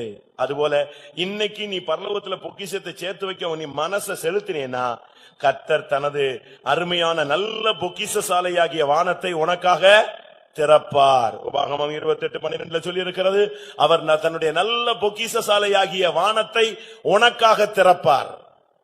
நீ உன்னுடைய மனசு உனக்கு வந்துருச்சுன்னா கர்த்தர் மார்க்கத்தை உனக்கு உண்டு பண்ணுவார். எல்லாரும் கண்களை மூடி சில நிமிடங்கள் முழங்கால் படியிடுவோம். இன்றைக்கு கர்த்தர் உன்னோடு பேசுகிறார். இந்த வார்த்தை நீ சாகுற வரைக்கும் உன் காதுல தொனிக்கும். பரலோகத்தில் உனக்கு பொக்கிஷம். நீ முன்னுக்கு போகும்போது ஒரு சத்தம் கேட்கும், பின்னுக்கு போகும்போது ஒரு சத்தம் கேட்கும், உன் 2 காதுகளிலும் தொனிக்கும். பரலோகத்தில் உனக்கு பொக்கிஷம் உண்டா? நீதிமானுடைய வீட்டில் அதிக பொக்கிஷம் உண்டு. அவனுக்கு இந்த உலகத்தில் மாத்திரமல்ல, நீதிமான்கள் எடுத்துக்கொள்ளப்படுவார்கள். ஏனென்றால் இந்த உலகத்துல கர்த்தருக்கு பயப்படுகிற பயத்தோடு விசுவாசத்தை காத்துக்கொண்டு ஜீவிக்கும் பொழுது பரலோகத்தில் அவனுக்கு ஒரு மகிமையான பொக்கிஷம். ஆமென். விசுவாசத்தை காத்துக்கொண்டவர்களுக்கு நீதியின் கிரீடம் காத்திருக்கிறது, அதிக பொக்கிஷங்கள் காத்திருக்கிறது. உங்களுக்காக பொக்கிஷங்களை சேர்த்து வையுங்கள். ஹல்லேலூயா, ஹல்லேலூயா. உன்னுடைய வீட்டில் துன்மார்க்கத்தினால் வந்த பொக்கிஷம் வேண்டாம், நீ உனக்காக சேர்த்து வைக்க வேண்டாம். கடைசி நாட்களில் ஐஸ்வர்யவான்களாய் மாறும்படியாக நீ வாஞ்சித்து உலக பொக்கிஷங்களிலே உன்னுடைய கவனத்தை செலுத்தி நீ நஷ்டப்படைந்து போக வேண்டாம். பூமியிலே உன்னுடைய பொக்கிஷத்தை சேர்த்து வைத்து பரலோகத்திலே நீ வெறுங்கையாய் மாற வேண்டாம். முடிந்த அளவு உதவி செய்யுங்கள். வெளியே ஒரு வார்த்தை சொல்லாதீங்க. வலது கை கொடுப்பதை இடது கை அறிய வேண்டாம். யாருக்கும் சொல்லாமல் உதவி செய்யுங்கள். கடன் வாங்கி அல்ல, கைமாத்து வாங்கி அல்ல, உன்னிடத்தில் கர்த்தர் கொடுத்ததை நீ கொடு. உனக்கு இன்றைக்கு மனம் இருக்குமானால் கர்த்தர் ஒரு மார்க்கத்தை வானத்தின் பொக்கிஷசாலையை திறந்து உனக்கு நிரப்பி தருவார். ஹல்லேலூயா, ஹல்லேலூயா, ஹல்லேலூயா, ஹல்லேலூயா. அருமையானவர்களே, உங்களுடைய பொக்கிஷம் எங்க இருக்கிறது? நீதிமானுடைய வீட்டில் அதிக பொக்கிஷம் உண்டு. கர்த்தருக்கு பயப்படுதல், நிந்தை அவமானங்களை சகித்தல், நல்ல இருதயம், விசுவாசத்தை காத்துக்கொண்ட அனுபவம், ஜப ஜீவியம், பாடுகளின் ஜீவியம், பிரதிஷ்டையின் வாழ்க்கை, சரியான பரிசுத்தாவின் அபிஷேகம், சாந்தம், சுத்தம், சமாதானம். எத்தனை பேருக்கு இந்த பொக்கிஷம் தேவை? இன்றைக்கு நீதிமானாய் நீ மாறுவாயாக. கர்த்தர் விசுவாசத்தினால் உன்னை நீதிமானாய் மாற்றி இருக்கிறார். அவருடைய விலையேற பெற்ற இரத்தத்தினால் உன்னை நீதிமானாய் மாற்றி இருக்கிறார். அழைப்பினால் உன்னை நீதிமானாய் மாற்றி இருக்கிறார். ஹல்லேலூயா. ஒரு 5 நிமிஷம் முடிந்தவர்கள் எல்லாம் முழங்கால் போடுங்க. கர்த்தாவே, என்னை நீதிமானாய் மாற்று.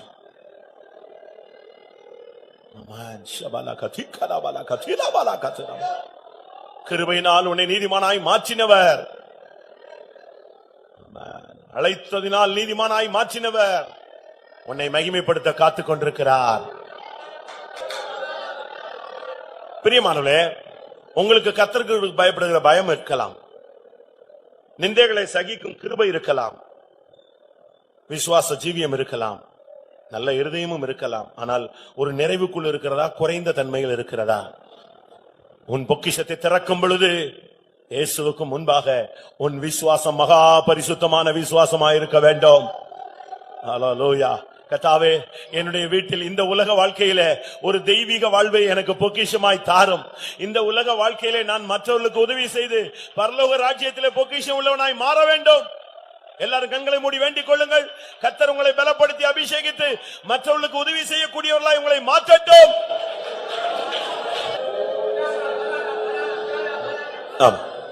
உண்மையாகவே நீதிமான் வீட்டில் இருக்கிற பொக்கிஷம் என் வீட்டுல இல்ல. என்னை ரத்தத்தினால கழுவி நீதிமானாய் மாற்றினார், என்னை அழைத்தார். எனக்கு கர்த்தருக்கு பயப்படுகிற பயம் இல்ல, நிந்தையை சகிக்க முடியல, விசுவாசத்தை காத்துக்கொள்ள முடியல, சரியான ஒரு அபிஷேகத்துக்கு நான் இடம் கொடாமல் இருக்கிறேன். இந்த பொக்கிஷங்கள்லாம் எனக்குள்ள குறைவா இருக்குன்னு சொல்றேன். ஒத்துக்கொள்றவங்க எத்தனை பேரு? கர்த்தர் இன்றைக்கு உன்னுடைய பொக்கிஷத்தை அதிகப்படுத்தும்படியாக உன்னோடு பேசிக் கொண்டிருக்கிறார். உன்னை நீதிமானாய் மாற்றுகிறவர் அதனுடைய பொக்கிஷத்தை எல்லாம் உனக்கு தர விரும்புகிறார். கிருபையை பெற்றுக் கொள்ளுங்கள், ஞானத்தை பெற்றுக் கொள்ளுங்கள், பரிசுத்த ஆவியை பெற்றுக் கொள்ளுங்கள், நல்ல இருதயத்தை பெற்றுக் கொள்ளுங்கள்.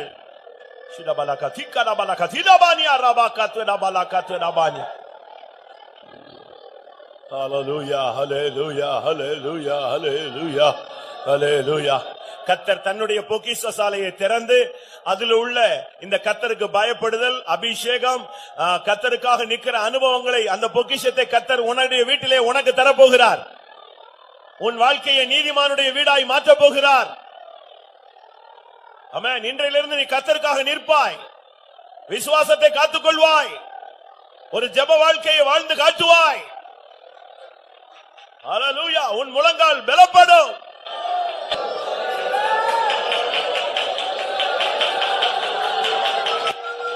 ஆமென்.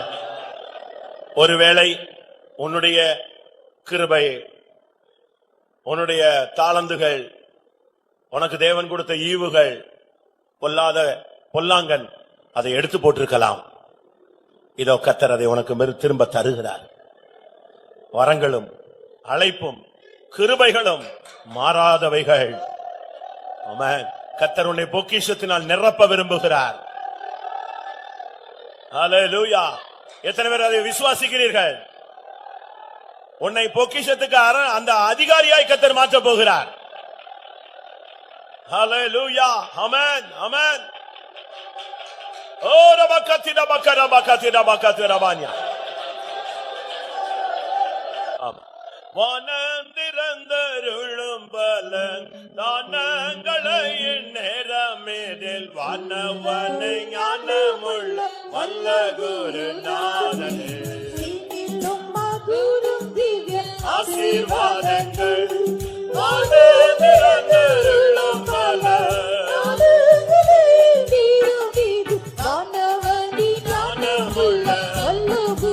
வானத்தை திறப்பார்.